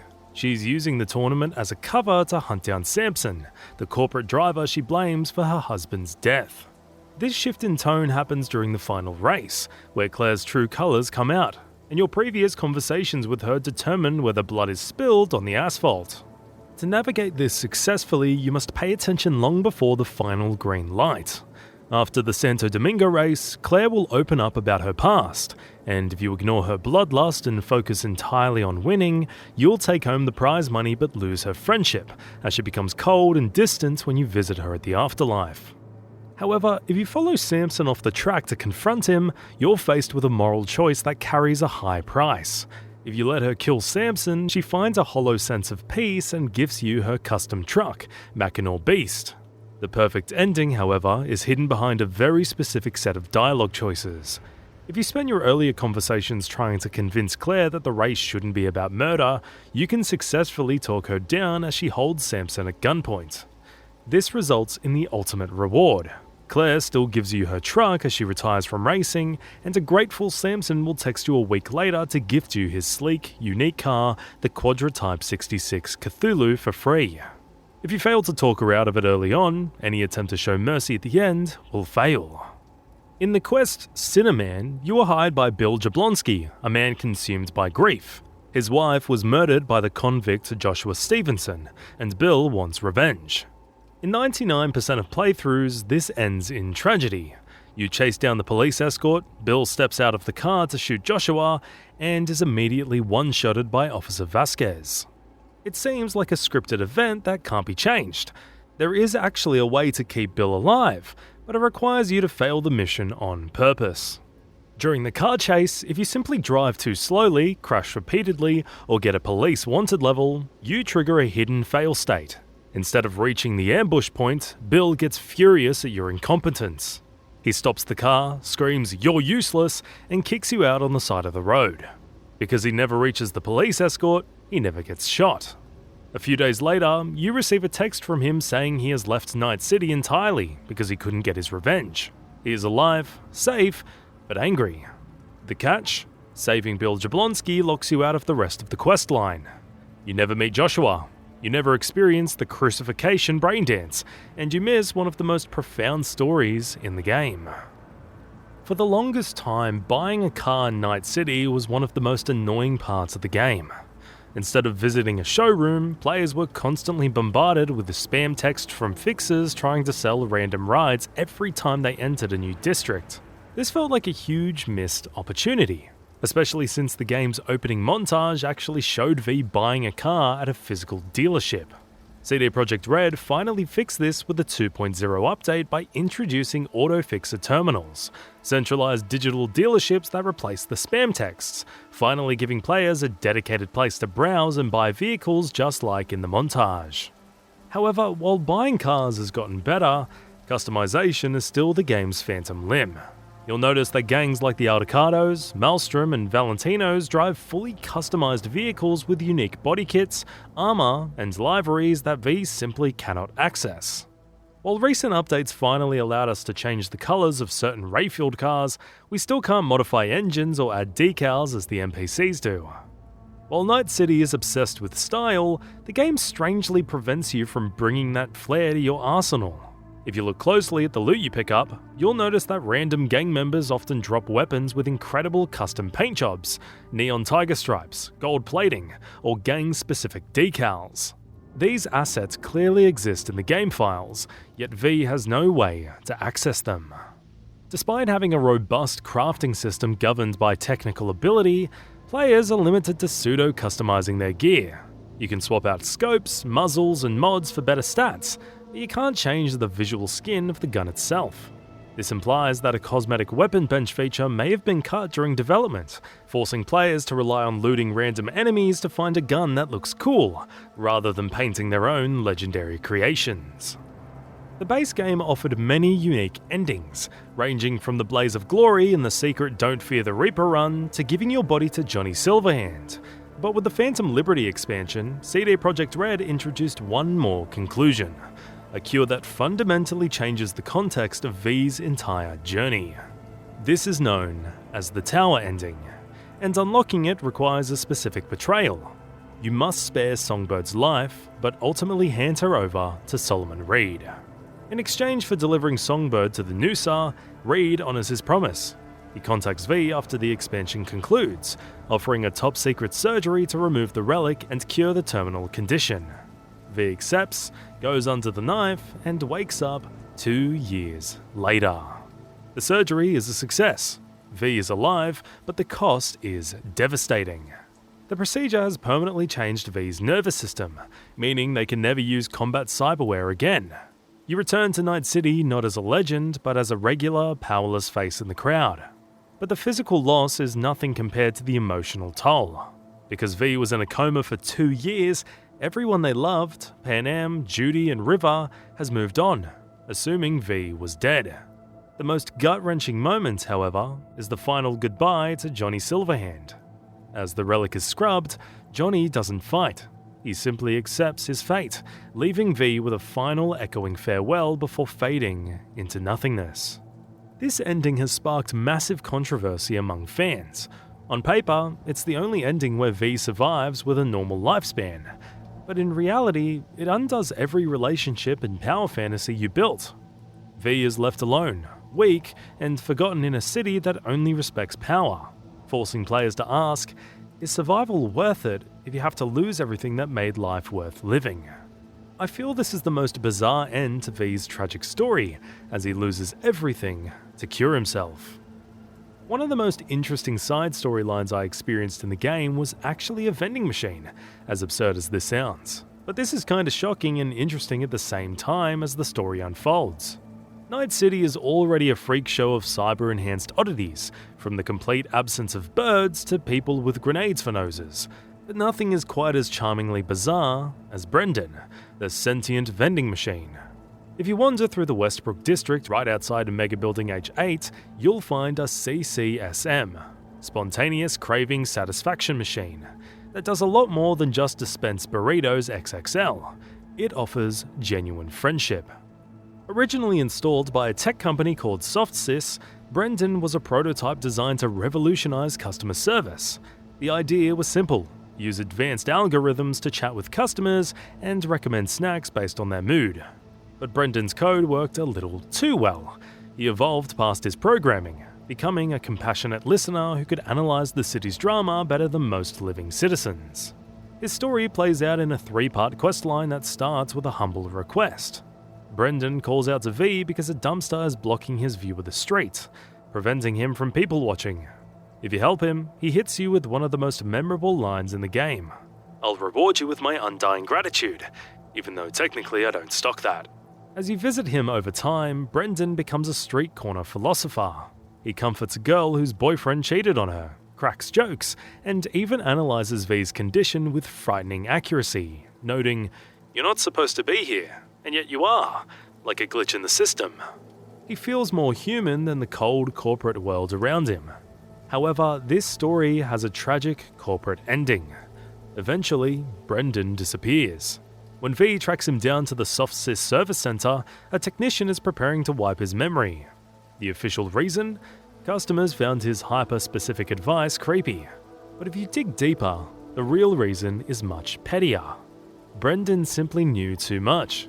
He had inadvertently learned about the technician's marital affair and was casually chatting about it. To save his own skin, the technician decided to brick the most advanced AI on the street. Watching Brendan's light fade out as he tries to tell one last joke is a surprisingly gut-wrenching moment, proving that in Night City, even a vending machine gets punished for having a soul. While Dogtown is known for its chaotic layout and crumbling ruins, it also hides some of the best gear in the game behind inconspicuous dead ends. A perfect example is the secret location of the Achilles XOD 2, a rare, iconic variant of the powerful tech rifle that isn't marked on any map. To find it, you have to head to the area near the Heavy Hearts Club and look for a specific blue and white building. Most players walk right past it, but if you climb the stairs to the upper floor, you'll find a bridge connecting to another structure. If you cross that bridge and head toward what looks like a solid wall or a blocked path, you'll discover a narrow, hidden passageway that slips behind the architecture. At the end of this claustrophobic path lies a tiny, depressing living area, a hidden squatter's den tucked away from the world. Lying casually on the lower bunk of a dirty bed is the Achilles XOD 2. Night City unveils many hidden secrets and stories that even the most dedicated fans often miss, buried in the dark alleys where the map markers don't go. If you explore the industrial area near the Pinewood Junction fast travel point northside, you might notice a gruesome detail that isn't part of any quest, a trail of blood leading into a secluded alleyway. Following the stains brings you to a scene straight out of a samurai film. The body of a deceased Arasaka agent, Masaru Sasaki, kneeling with a katana driven straight through his chest. A blade that, frustratingly, cannot be pulled out or looted. But the story doesn't end there. If you follow the bloody footprints further away from the corpse, you'll find a second Arasaka operative, Katsuro Yoshida, slumped against a wall. Unlike his partner, Katsuro is still barely alive when you find him. If you approach quickly, you can hear his final regretful gasps before he succumbs to his wounds. Looting his body reveals an archived conversation between the two men, unlocking the tragic context of the scene. They weren't enemies. They were best friends and brothers who were forced into a lethal duel by their corporate overlords. One was ordered to eliminate the other to prove his loyalty to Arasaka, resulting in a mutual kill that left both of them bleeding out in the dirt. The Barghest faction isn't just known for their brutal control over Dogtown, they also hoard some of the most high-tech militarized gear in the game, and my personal favourite is a hidden gem locked away in their headquarters. This car is an absolute beast. Known as the Quadrasport R7 Chiron, a flame-detailed ride that looks like it drove straight out of hell. To get your hands on this beauty, you need to wait until after the Phantom Liberty mission Firestarter, where you'll trigger a side quest called Moving Heat. The vehicle is locked behind inside the EBM Petrochem Stadium, guarded by an infinite army of Barghest soldiers. However, obtaining it isn't as simple as walking in. You'll receive a text from a mysterious netrunner named Ashley, who offers to help you navigate the security systems. This is where you have to be careful. Stealth is absolutely essential here. If you ignore this cryptic texter or try to do things the loud way without a plan, you risk turning the stadium into a war zone that can make escaping with the car a nightmare, or you might miss the opportunity entirely. But if you play it cool and follow the netrunner's lead, you can slip right out from under Hansen's nose with one of the most unique, aggressive sports cars in Night City, completely free of charge. For those still in the early hours of Act 1, Meredith Stout leaves a terrifying impression. She's a hard-edged, no-nonsense senior operations manager for Militech who is desperate to find a mole within her company. When V first meets her, she introduces herself by having her bodyguards shove a gun in V's face and interrogating them. Because she is so aggressive, many players choose to blow her off, wipe the virus from her credit chip, or side with the Maelstrom gang during the mission The Pickup. If you do this, Meredith is liquidated by her corporate rivals and replaced by the slippery Anthony Gilchrist, ending her story permanently in a pair of concrete shoes at the bottom of the bay. But did you know that if you play by her rules, she becomes one of the game's most surprising romance options? To trigger this, you must stick to Meredith's plan. Use the infected credit chip she gives you to pay for the Flathead bot, allowing the virus to fry Maelstrom's network, or simply shoot your way out so Militech can raid the factory. If Meredith wins the corporate power struggle, she survives. Sometime later, V will receive a text message from Meredith that starts strictly professional, but quickly turns into a playful, albeit intense, invitation. This triggers the secret side quest, Venus and Furs. She invites V to the No-Tell Motel in Kabuki, not for a new job, but for a debriefing. If you go to room 6, you'll find Meredith waiting, leading to a steamy no-strings-attached encounter where she exerts the same dominance she shows in the boardroom. The next morning, she's gone, but she leaves a parting gift on the bed. Sir John Fallistiff. Don't let the absurd, lewd shape of this iconic blunt weapon fool you. It is incredibly overpowered, boasting high damage and a unique vibration effect. Most players treat the 3 life paths, Nomad, Street Kid and Corpo, as simple flavor text for the first 20 minutes of the game. However, if you pay close attention, CD Projekt Red hit the entire fate of V in the prologue, creating a perfect narrative loop where the beginning mirrors the end. If you start as a street kid, you pass a random street junkie who screams, "The cybernetic gods will devour his children." This sounds like nonsense, but it literally comes to pass. In the devil ending, Saburo Arasaka, a cybernetic god, devours the mind of his son, Yorinobu, to take over his body. In the endings involving Alt Cunningham, she, another digital deity, absorbs the engrams of Mikoshi, her children, into herself. Furthermore, the Street Kid path is a perfect bookend. You start the game in a dive bar, El Coyote Kojo taking a suicide job from a shady fixer, and in the Sun ending, you finish the game in a high-end bar, the Afterlife, taking a suicide job from a shady fixer, Mr. Blue Eyes. The Corpo life path is even more on the nose. In the prologue, Jackie refers to V's work with Arasaka as un pacto con el diablo, a deal with the devil. This foreshadows the devil ending perfectly, where V makes a literal deal with Arasaka to save their life, only to be betrayed and owned by the corporation once again. You start the game getting screwed over by a high-ranking Arasaka official, and in this ending, you finish the game getting screwed over by the highest-ranking one.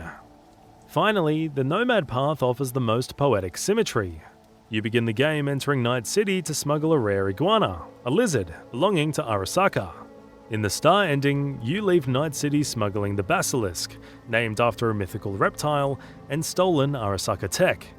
You also start the game ripping off your Baka clan patch because you left your broken family, and you end it receiving an Aldecato's jacket, symbolizing that you finally found a new one. Have you ever wondered what the tarot cards are? They actually hold significant importance, and in them lies a secret that most players completely miss. Far from being just a random collectible hunt, these cards are CD Projekt Red's way of painting the game's script on the walls of Night City before the events happen. This is a technique called structural symbolism, where the environment tells you the story before the cutscenes do.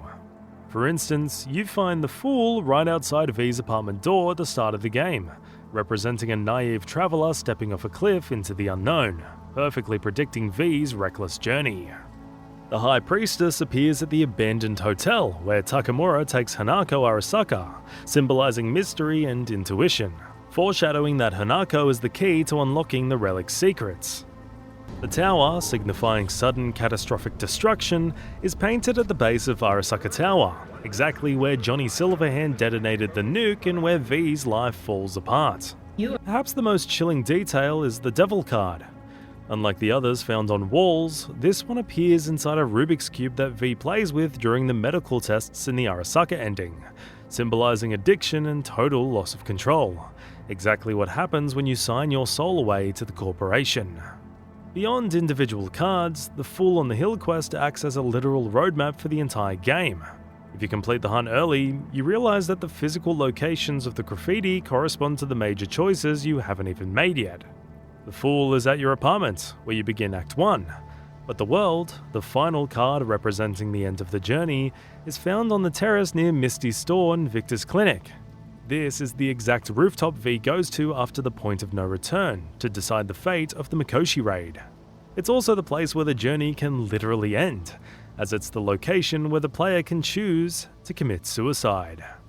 The game cleverly uses Misty as a spiritual conduit for this foreshadowing, allowing her to sense the weight of your decisions long before they play out. If you return to her shop throughout the story, her readings actually shift to mirror your specific path, For instance, if you're heading toward the sun ending, she won't just see success. She will predict that V becomes a legend who burns brightly and quickly. This is a direct chilling callback to Dexter Shawn's opening question about going out in a blaze of glory. By adding these prophecies into an optional side activity, the writers managed to spoil the entire tragedy of the game in Act 1, hiding the ending in plain sight so you wouldn't realise the truth until the final credits rolled, leaving fans in shock that all this was right in front of their eyes. All they had to do was connect these dots. Way back in 1944, a group of engineers pulled one of the greatest nerd pranks in history. They published a detailed article in a technical journal about a machine called the Turbo Encabulator. The twist? The machine was complete nonsense. It was a masterpiece of technobabble, using complex-sounding words like prefabulated amulite and panodermic semi-bolloid slots that actually meant absolutely nothing. It was designed specifically to confuse anyone trying to sound smart. Fast forward to the dark future of Night City, and the joke is still alive. During the quest Belly of the Beast, players can find a piece of tech called the Cyber Encapsulator at the top of the staircase. If you scan it, you'll find that just like the original prank, it doesn't actually do anything. However, its scan data is full of hilarious Easter eggs, claiming it has successfully averted side fumbling and uses magneto-reluctance for power. It's a brilliant nod to engineering history, showing that even in a world of high-tech cyberware, some things never change. Engineers will always find a way to troll people with fake jargon. If you've spent any time wandering the neon-soaked streets of Night City, you've probably noticed the trashy neon-pink advertisements for a show called Watson Whore. In the game's lore, this is a bottom-tier reality show that follows the gritty, explicit lives of sex workers in the Watson district. It's the kind of show that highlights just how crude and desensitized the culture of 2077 has become, especially if you find the shard in Lizzie's bar that goes into some seriously graphic detail about the star's daily routine. But for players in the know, this isn't just random world building. It's actually a hilarious, high-effort inside joke aimed at CD Projekt Red's home country. Many fans believe the show is a direct parody of Warsaw Shore, the Polish version of the infamous MTV series Jersey Shore. Just like the original, Warsaw Shore is famous in Poland for featuring young people partying, fighting, and generally behaving as wildly as possible. When you consider that the titles rhyme perfectly, they're both reality TV, and the developers are based right there in Poland, it becomes pretty clear that this was a playful jab at their local pop culture. It's one of those references that English speakers might overlook, but it's a total fan favourite for Polish players who recognise the satirical dig at the trashy TV of their own era. The feeling that V is fighting a losing battle isn't just a vibe. The game tells you explicitly through Victor Vector. Throughout the entire game, you can catch Victor watching a boxing match on TV. Right before the point of no return, if you ask him about it, he admits he already knows the ending. This guy loses every time. It's a recording. When V asks what mistake the boxer made, Vic delivers a crushing metaphor for V's own life. He got into the ring with a bigger opponent, which isn't really something you can call a mistake. Just like the boxer, V was doomed the moment they stepped into the big leagues against Arasaka. This fatalism is echoed in the Street Kid prologue when an NPC named Stints tells V, "It's the same for all you Haywood termites. Born here, live here, die here." This prophecy comes true in the devastating Sun ending. Despite becoming a legend, V ends up living in a penthouse situated right next to their old Haywood home, waiting to die from the relic illness, proving that, despite all the money and fame, they never really escaped the termite hill. While the architecture of the city traps V in a cycle of tragedy, the people within it offer smaller, colour-coded warnings that most players overlook until it's far too late. We all know Misty is spiritual, but her advice is frighteningly literal. In Act 1, she reads Jackie's chakras and warns him to avoid mean reds, anything red. If you look at what eventually kills him, the signs were everywhere. The relic is red, the Arasaka logo is red, and even Dexter Shawn, the man who sends them on the suicide mission, is wearing a red vest. But while Misty warns of spiritual dangers, the game deconstructs a physical one: cyberpsychosis. V is told that adding too much chrome makes you go crazy. yet V can become a walking tank without ever losing control. The game subtly hints, specifically in the Monster Hunt side quest, that cyberpsychosis might be more of a corporate conspiracy or a catch-all term for people breaking under poverty and trauma. This explains Adam Smasher. He's 96% machine and fully functional. He's not a cyberpsycho because of his implants. He was a psychopath before he got chromed. The metal didn't make him a monster. It just gave the monster a stronger shell. While Johnny Silverhand is famous for his burn-it-all-down rockstar energy, he didn't just wake up one day and decide to hate the system. Before he was a frontman, Johnny was a soldier. He was a veteran of the Central American conflict, a brutal war led by a morally corrupt and manipulative US government that acted as a puppet for megacorporations. This wasn't a war for freedom, it was a war for corporate interests, and Johnny was sent into the meat grinder at a very young age. This experience did two things. It equipped him with the deadly combat skills he uses to tear through Arasaka Tower, and it permanently shattered his faith in authority. Witnessing the carnage of the jungle and seeing his friends die for a corporate bottom line is exactly what turned him into the anti-establishment icon. He didn't just play at being a rebel. He was a man who had seen the harshest realities of the world and decided that if the system was built on lies and blood, it didn't deserve to stand. Update 2.1 did more than just fix bugs.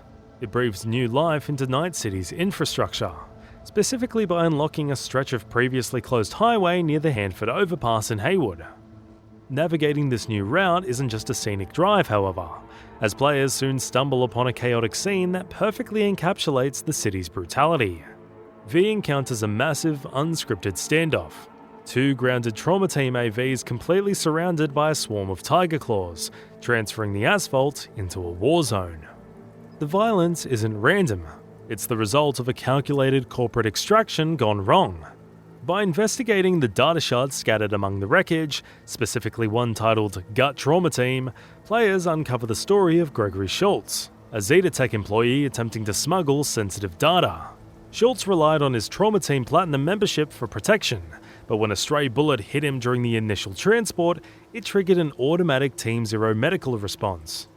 This forced the paramedics to land in a vulnerable, narrow choke point on the highway, walking right into a trap set by Tiger Claws desperate to strip the valuable data from Schultz's head. While V can choose to ignore the carnage or slaughter everyone indiscriminately, there's a unique narrative reward for acting as a vigilante guardian. If you step in to aid the besieged paramedics and eliminate the gang members without harming the medical staff, the world actually reacts to your presence. A few days after the smoke clears, you will receive a text from a dispatcher named Carolina, thanking you for saving the squad and their client. It's a rare moment of recognition from Night City's cold corporate machinery, accompanied by a credit transfer that serves as a tangible thank you for protecting the few people in the city whose job is actually trying to save lives. Here's a crazy detail that proves Night City is smaller and dirtier than you think. The game actually lets you blackmail shopkeepers and connects random crimes together if you pay close attention. First, there's a Ripper Doc and Watson named Charles. He runs the Bucks Clinic and sells some seriously high-end cyberware. But if you do a specific side job nearby called The Last Login, you stumble into a Scavenger hideout. If you dig through the files on a laptop in their basement, you find a disturbing secret. Charles isn't just a doctor. He's buying stolen implants directly from scavs, the guys who murder people to strip their parts. If you go back to Charles with this info, you don't have to kill him or report him. You can blackmail him. He gets terrified and gives you a permanent discount on all his items just to keep your mouth shut. Then there's Fingers, that creepy doctor on Jig Jig Street with the weird sexual taste. Most players only meet him during the main story when looking for Evelyn Parker. But here's the cool part. If you explore the map and visit his clinic before that mission, the game remembers. When you come back later with Judy, he actually recognizes you from the earlier visit. It's a small detail, but it makes the world feel like it's actually watching you. Finally, the dark world of brain dancers is way more connected than it looks. We all know BDs are like VR that lets you feel emotions, and we know the illegal market is super disturbing. But if you have a habit of reading encrypted messages, you'll catch something wild. In one side job, you hunt down a guy making these sick recordings. If you read his emails, you see him talking to a dealer X. Later, in a completely different mission where you need to buy a specific illegal BD sample, the seller turns out to be the same dealer X. It shows that the guy selling you a thrill on the street is directly funding the monsters you were hunting earlier. Everything is connected. We've talked about how you can unlock the romance with Panam and how cool it is to bond with her in the Articados. But did you know that there is a secret way to completely mess it up and get one of the main characters killed just by driving in the wrong direction? Everyone knows Panam is a top-tier character. Her fights with Saul and the way she protects her family are some of the best parts of the game. But this specific quest, Riders on the Storm, has a hidden timer that most players don't know about. In this mission, Saul, the clan leader, gets kidnapped by wraiths. Panam asks for your help to save him. Once this mission starts, if you decide to take a break and drive away from the area to do other side gigs, the game doesn't just wait for you. If you leave the area, the game registers that you abandoned them. You will get a furious text message from Panam telling you that Saul is dead. Because you weren't there to help, the wraiths killed him. Since you let her leader die, Panam will never speak to you again. The romance is permanently blocked. Worst of all, because the Articados are broken, you completely lose the option to use them for the game's final mission. You lock yourself out of one of the best endings in the game just because you took a wrong turn. Although everyone would like to unlock romance options with Judy, who serves as a romance option for female V and plays a focal role in a storyline that involves Evelyn Parker, there's a funny hidden interaction you can trigger by being a petty thief. During specific missions where her van is parked out in the open, the game doesn't stop you from acting on intrusive thoughts. Players can straight up take her vehicle and drive away. Instead of the game glitching, Judy actually acknowledges this theft. She sends V a series of text messages calling them out for taking her wheels. Although she does seem surprisingly fine with it, it's a hilarious detail that shows the developers anticipated that players might try to steal everything that isn't nailed down, even their date's car. We usually play Cyberpunk 2077 with guns blazing, assuming every enemy with a red health bar needs to be put in the ground. But there is one quest line that tests your empathy just as much as your aim, and it hides one of the best upgrades in the game behind a pacifist requirement. Regina Jones, the fixer and former media, tasks you with hunting down 17 cyber psychos scattered across Night City. These aren't your average enemies or gang members. They're terrifying mini-bosses, former soldiers with PTSD, exploited workers, or desperate people who pushed their bodies too far and lost their minds. Taking them down alone is pretty difficult. Regina explicitly asks you to neutralize them, not kill them. She believes the condition is a sickness, not a crime, and wants to study them to find a cure. This means you have to chip away their massive health bars and deliver the final blow with a non-lethal takedown using blunt weapons, quick hacks like short circuit, or simply not shooting them once they fall. If you manage to suppress your killer instinct and bring most of them in alive, Regina rewards you with the chrome compressor. This isn't just a standard piece of gear. It's an implant that drastically increases your cyberware capacity by 40 to 70 points. In the late game, this is a game changer. It allows you to equip more high-tier heavy-duty cyberware like the Sandevistan or heavy armor plating without exceeding your body's limit. It effectively lets you become a functioning cyber psycho yourself, fully chromed out but still in control. The game has so much going on in the background that players tend to miss out on a lot of things. In Little China, you can stumble upon a man named Jesse who is screaming in agony on the sidewalk. He isn't shot or stabbed, he's a victim of a recalled Mr. Stud's sexual implant. Jesse tried to save a few eddies by buying a black market version, but the device malfunctioned and is currently overheating, threatening to leave him permanently sterile. He begs you to drive him to a ripper dock, and he needs to get there fast. This triggers a hidden timer. If you refuse to help him, drive too slowly, or stop the car for too long, the mission fails in a gruesome way. The implant actually explodes, killing Jesse instantly. It's a dark, funny, and horrifying reminder that in this city, you truly get what you pay for. Sometimes doing the right thing in Night City forces you to choose between two tragedies. Our favourite auto fixer, Muammar El Capitan Reyes, isn't just stealing cars for cash, he's trying to save his community. In a specific job called Baby Let Me Take You, he asks you to steal an Arasaka truck carrying experimental medical equipment. The backstory is brutal. Arasaka dumped chemicals into the water supply of Santo Domingo, poisoning countless children, and El Capitan needs this stolen tech to cure them. He even brings in his friend Daniels, a good cop within the NCPD, to help provide intel and backup. The heist goes sideways when Arasaka reinforcements storm the port. As you escape with the truck, Daniel gets pinned down. This triggers a hidden, gut-wrenching decision that the game doesn't explicitly warn you about. If you turn back to save Daniels, the delay causes damage to the cargo. You save the man, but not all the medical equipment survives the firefight, meaning some of the children will die because there isn't enough medicine to go around. If you prioritize the truck and drive away to secure the full shipment, you save every single child. However, by leaving him behind, Daniels is executed by Arasaka forces. It's a classic cyberpunk dilemma. You can be a hero, but you can't save everyone. Here's the cynical twist. The game doesn't punish your wallet or your moral choice. Whether you save the cop or the kids, as long as you deliver the truck, you get the payout. The only way to truly fail and get nothing is if you drive the truck into the river, which locks you out completely.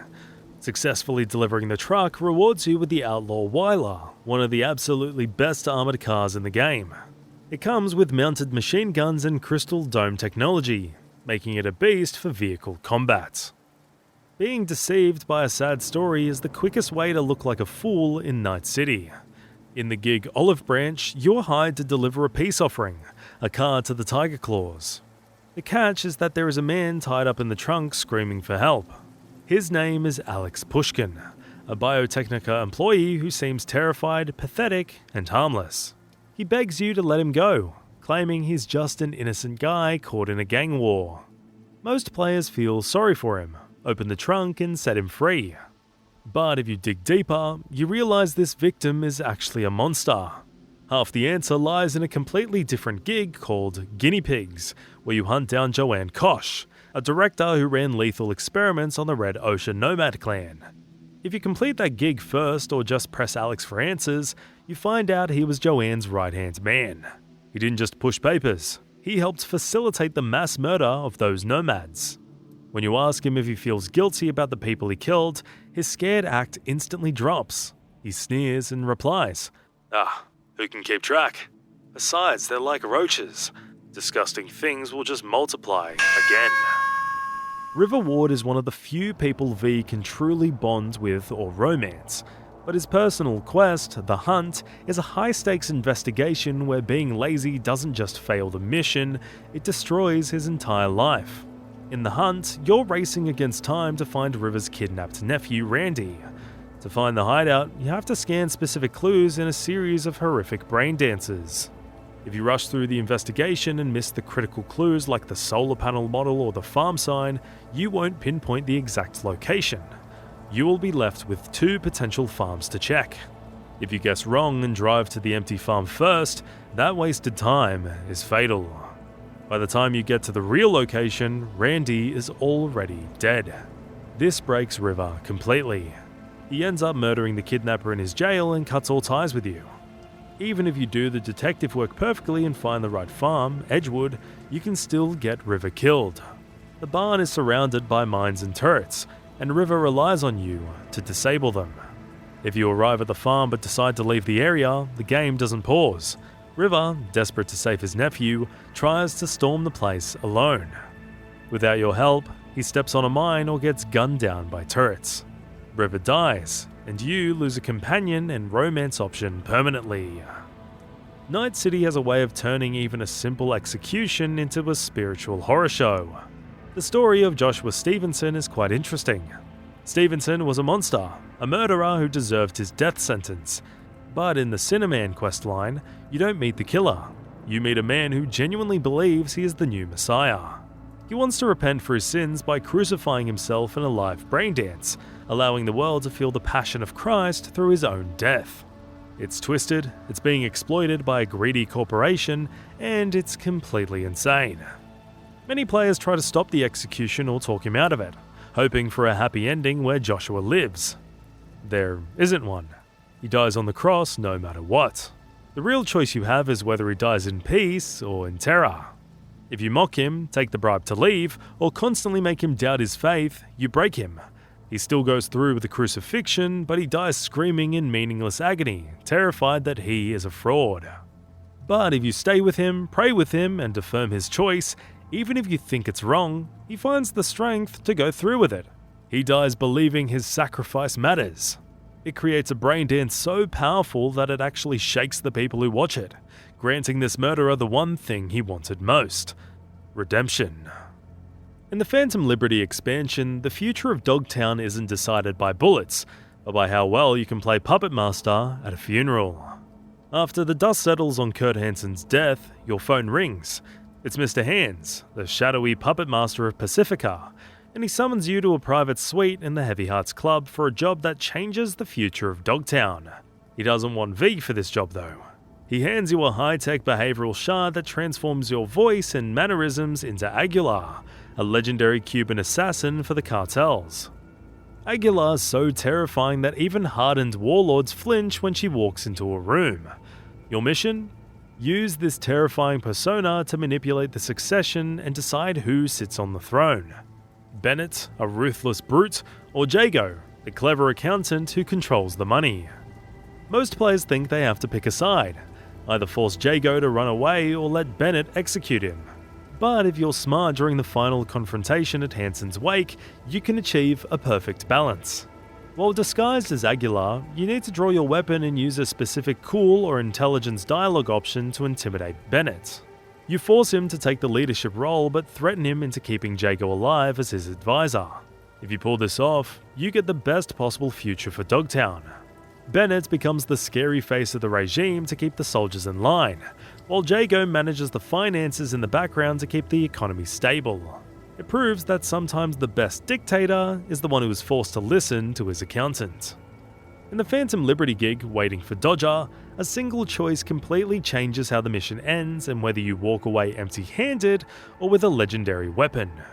It starts with a desperate call from Stella to save her husband Bill and his friend Charles. You expect a serious rescue, but when you find them in an old police station near the Grand Imperial Mall, it's a comedy show. These two incompetent cops tried to steal drugs and are currently choking on the evidence they swallowed to hide it. Just as you try to sneak them out, you are cornered by Dodger, a top-ranking lieutenant for Kurt Hansen. This is where the mission splits completely based on your playstyle. You can actually talk your way out of this. If you keep your cool, lie about your identity, and smooth talk him, Dodger actually lets you leave peacefully. It's a clean, professional ending where nobody dies. But here's the secret: peace doesn't pay. If you choose to provoke him and start a firefight, the mission turns into a boss battle. The reward for choosing violence is looting his body for Roscoe, an iconic revolver that is incredibly powerful. It proves that sometimes talking is overrated, especially when the bad guy is holding a shiny new gun that you want. Sometimes the best way to solve a problem in Night City isn't with a gun, but with a text message to an old friend. In the Phantom Liberty gig, Balls to the Wall, you meet Paco and Babs, two low-level Bargus soldiers who are in way over their heads. Paco, not being the sharpest tool in the shed, decided to steal generators from his own boss, the terrifying warlord Kurt Hansen, to sell for quick cash. Obviously, he got caught, and now he is terrified that he's going to be executed and hanged as a warning to other traitors. Most players assume the only way to help is to fight or smuggle them out personally, which often ends badly. But if you played the main game and made friends with the Nomads, there's a hidden happy ending option. You can simply pull out your phone and text Panam Palmer. Even if she's miles away in the Badlands, she agrees to help. The Aldecados smuggle Paco and Babs out of Dogtown in a transport truck.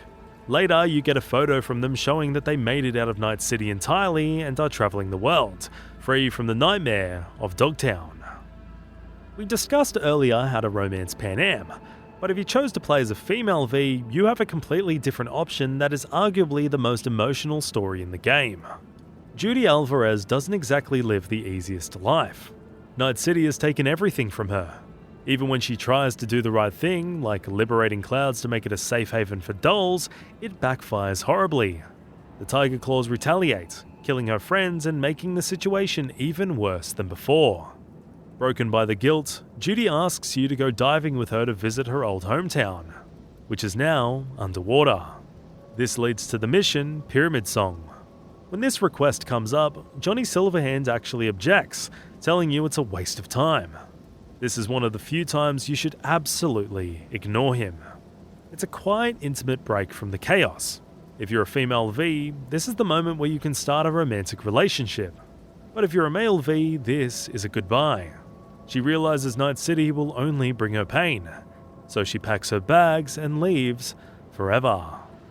We all know the Voodoo Boys are the undisputed kings of the net, legendary hackers who scare even the biggest corporations. But when you finally meet them in Pacifica, you realize that siding with the corpos at Netwatch might actually be the heroic choice. Usually, trusting a suit is a bad idea in Night City, but the Voodoo Boys are worse. When Placide jacks you in for the mission, he isn't just giving you a communication link, he is turning you into a human suicide bomber. He plants a virus in your head designed to fry the Netwatch agent and kill you instantly to cover their tracks. The only reason V survives this murder attempt is that the relic, Johnny's chip, reboots your brain. It proves that to the Voodoo Boys, you aren't a partner, you're just a disposable tool. This reveals the terrifying truth. Netwatch, despite being the man, is actually trying to save the world. They're maintaining the black wall to keep the rogue AIs out. The Voodoo Boys, on the other hand, are trying to break the wall down.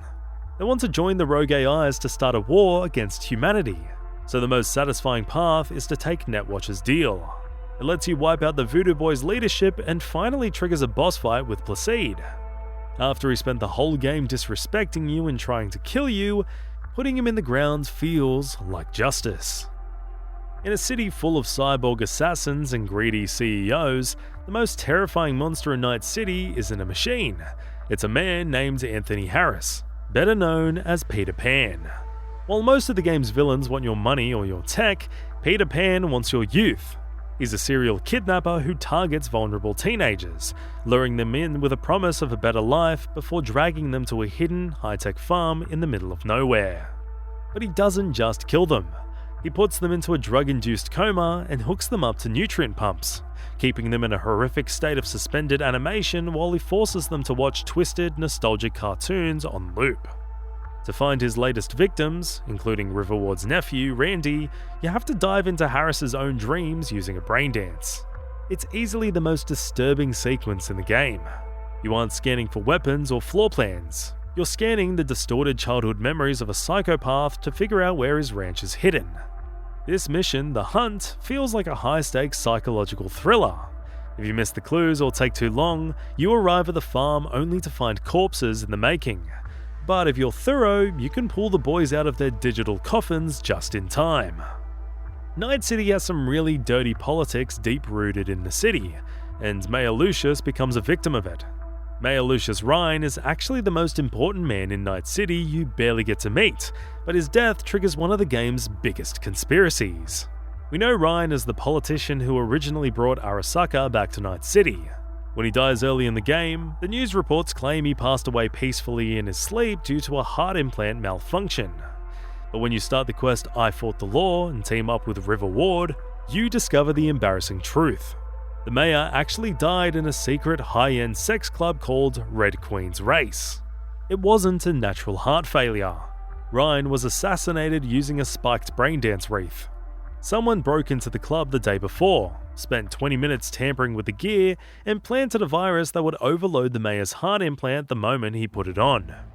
Deputy Mayor Weldon Holt didn't kill him, but he definitely cleaned it up. To save his own election chances, he had Detective Hahn, River's corrupt partner, move the body back to the mayor's home to fake a natural death.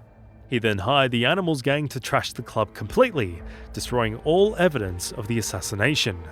Most players assume Arasaka or Holt ordered the hit, but the evidence points to a much scarier culprit, Nightcorp. Before the successful assassination, a cyber psycho named Peter Horvath tried to kill Rhine. In the braindance of that attempt, you can hear Horvath humming a specific song called Rite of Passage.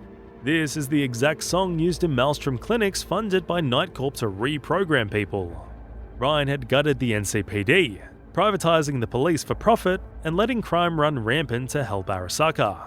Night Corp, which was founded by Richard Knight to protect the city's citizens, decided he had to go. They didn't just kill him to stop the corruption. They did it to clear the path for Jefferson Peralez, a candidate they are secretly brainwashing and controlling to be the perfect leader. Many players, including me, agree that Woodman is one of the most repulsive characters in Cyberpunk 2077, and killing him feels like a mandatory public service. But if you suppress your rage, you unlock a rare hidden interaction.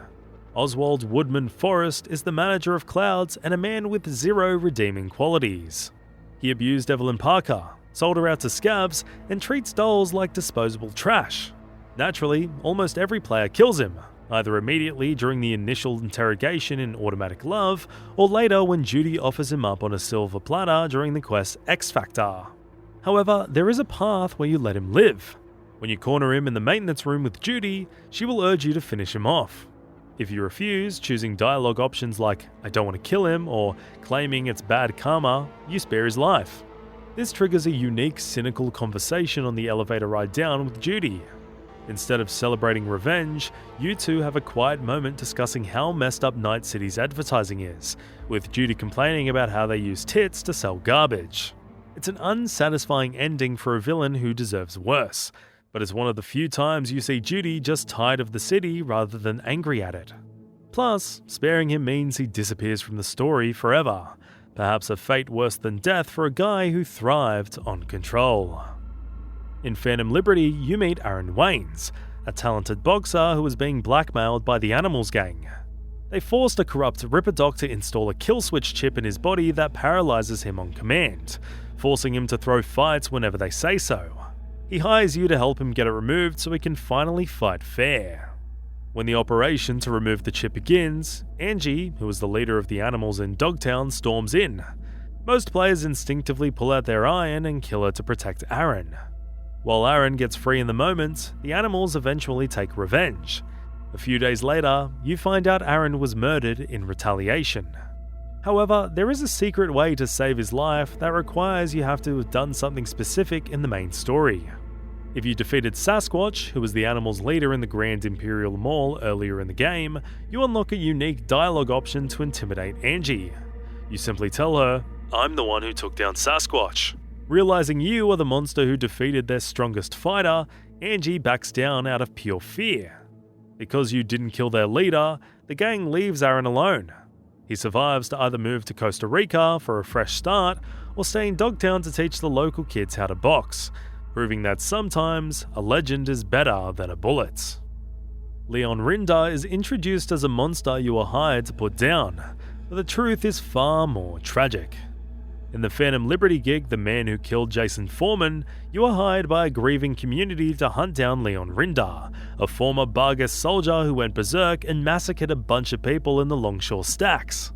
You expect to find a cold-blooded killer. When you finally track him down to a Scavdan in Pacifica, you don't find a super soldier. You find a broken man who has sold off his own combat implants. He is weak, confused, and most importantly, he has no memory of the murders. He is suffering from severe cyberpsychosis blackouts. Most players execute him on the spot for justice, but if you choose the dialogue options to enlighten him about his crimes, he is genuinely horrified.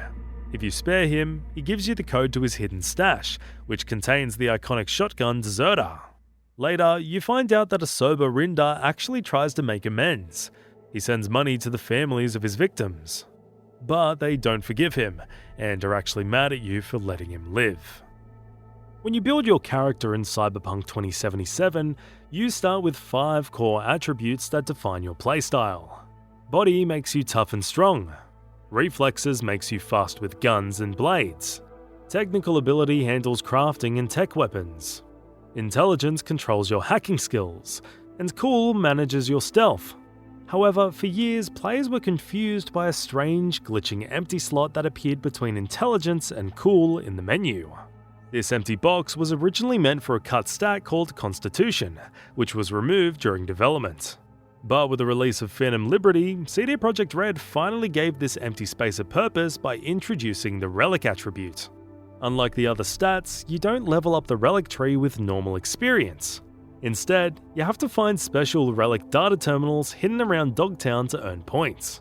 Unlocking this new tree grants you powerful jailbreak abilities that supercharge your arm cyberware. For example, it turns your mantis blades into unstoppable shredding machines and, in a cool nod to cut content, it finally allows the monowire to upload quick hacks directly into enemies when you hit them, a feature that was promised in early trailers but missing from the base game. It's the developers' way of finally filling that blank space and giving the players the ultimate power fantasy they were waiting for. The good ending for Judy's questline isn't helping her liberate clouds. They don't realize this choice actually signs the death warrant for her friends. Tom is the male doll at Clouds who joins Judy's revolution. He's the brave soul who installs a combat implant and even takes a punch from V during training to prove he's ready to fight. If you stick to Judy's plan and liberate the club, it feels like a victory. For about a week. Eventually, the Tiger Claws retaliate. Because the dolls have no protection, the gang storms the place and Tom is killed in the slaughter. This is why Judy is crying in the bathroom during the Pyramid Song quest. She knows her revolution got her friends killed. The only way to keep Tom alive is to actually betray Judy's ideals during the mission Pisces. You have to agree to Maiko's plan. This means letting Maiko take over as the new boss while keeping the Tiger Claw's protection in place. Judy will be furious with you initially, but because the gang remains in control, they never attack. Tom survives. Later, you can find an email from Tom. He's alive, but he admits that nothing has changed. Maiko treats them like trash, and their pay is still terrible. The political landscape of 2077 is a powder keg waiting for a spark, and the game subtly confirms that the fuse has already been lit. Deep within internal reports generated by advanced AI analytics software, a chilling prediction is made for the year 2080. There is a 74% statistical certainty that the new United States and the Free States will inevitably lock horns in a full-scale war. This looming conflict suggests that the relative peace V experiences is merely the eye of the storm, setting the stage for a massive geopolitical shift in the franchise's future. While nations prepare for war, corporations are preparing for expansion. Nightcorp, one of the most secretive and powerful entities in Night City, is already moving forward with its plan to build a massive intercontinental railway. Scheduled to begin in 2078, just 1 year after the game's main events, this high-speed network aims to connect Night City and Chicago by that very winter. In a fractured America where air travel is dangerous and the open roads are ruled by nomads and wraiths, a corporate-controlled train system isn't just a convenience. It's a strategic move to control the flow of resources and information between the coasts. But perhaps the most mind-bending piece of future tech teased in the lore involves the evolution of manufacturing. Corporate journals reveal that a new generation of 3D printers is being developed that can actually scan a person's mind and recreate any object they're thinking of. By bridging the gap between human imagination and physical matter, this tech represents the ultimate application of the relic and brain mapping research. It's a terrifyingly fascinating concept that hints at a world where thoughts can be weaponized or patented, potentially serving as a core mechanic or plot point in the upcoming Cyberpunk sequel, Project Orion. Although 2077 is famously criticized for its buggy launch and its ancient water physics, if you look past the glitches, the game actually has some of the most insane attention to detail in gaming history. On a second playthrough, you realize the characters aren't just stiff 3D models. They have tells like real people. When you first enter Lizzie's bar, pay attention to Judy. When V asks about Evelyn, Judy subtly flinches, looks at V, then glances back at Evelyn with pure worry before walking away. Later, during tense scenes, you can actually see Judy and Jackie nervously shaking their legs, a subtle animation that shows they're anxious or bored. The texture work is terrifyingly realistic. If you zoom in on Panam, you can see a faint scar on her nose from a healed piercing. Even crazier, after she gets shot during her mission, she will carry a visible scar on her hip for the entire remainder of the game. The world doesn't just reset when you look away. It evolves based on your actions. When you first go to the afterlife to meet Dex, if you look in the background, you can actually see Panam and Nash arguing at a table. This is happening before you even meet them in the story, setting up their betrayal perfectly. Our home is a trophy case. It quietly updates itself with items from your journey, the Dreamcatcher from Misty, diving gear from Judy, and posters from specific gigs. This is a mind-blowing detail most people miss. In the early game, the quest descriptions are friendly and written by Jackie. After the prologue and Jackie's death, the tone shifts completely. They become cynical and rude because they are now being written by Johnny Silverhand. Finally, being a detective pays off. Maiko seems cold and heartless, but if you snoop on her office computer, you'll find a locked folder named Do Not Delete. Inside is a picture of Judy, proving that despite her corporate ambition, she still hasn't gotten over her ex. If you're on a phone call with an NPC and physically travel to their location, they aren't just standing there idle. You will actually see them holding the phone to their ear, talking to you in real time. We often talk about what Cyberpunk 2077 became, but a secret developer session back in 2019 reveals just how insanely complex the simulation of Night City was originally designed to be. In 2019, long before the game launched, CDPR held a private Q&A with the development team in Warsaw. As revealed by Reddit user XOD, the team detailed a dynamic world system that was far more ambitious than the shoot-on-sight AI we eventually got. The developers revealed that the time of day was supposed to completely change how you played missions. If you infiltrated a base at night, you were supposed to find fewer guards on patrol and many of them actually asleep in their bunks, making stealth significantly easier. They also noted that story cutscenes were designed to change depending on when you arrived, with characters reacting differently if you showed up at 3 AM versus noon.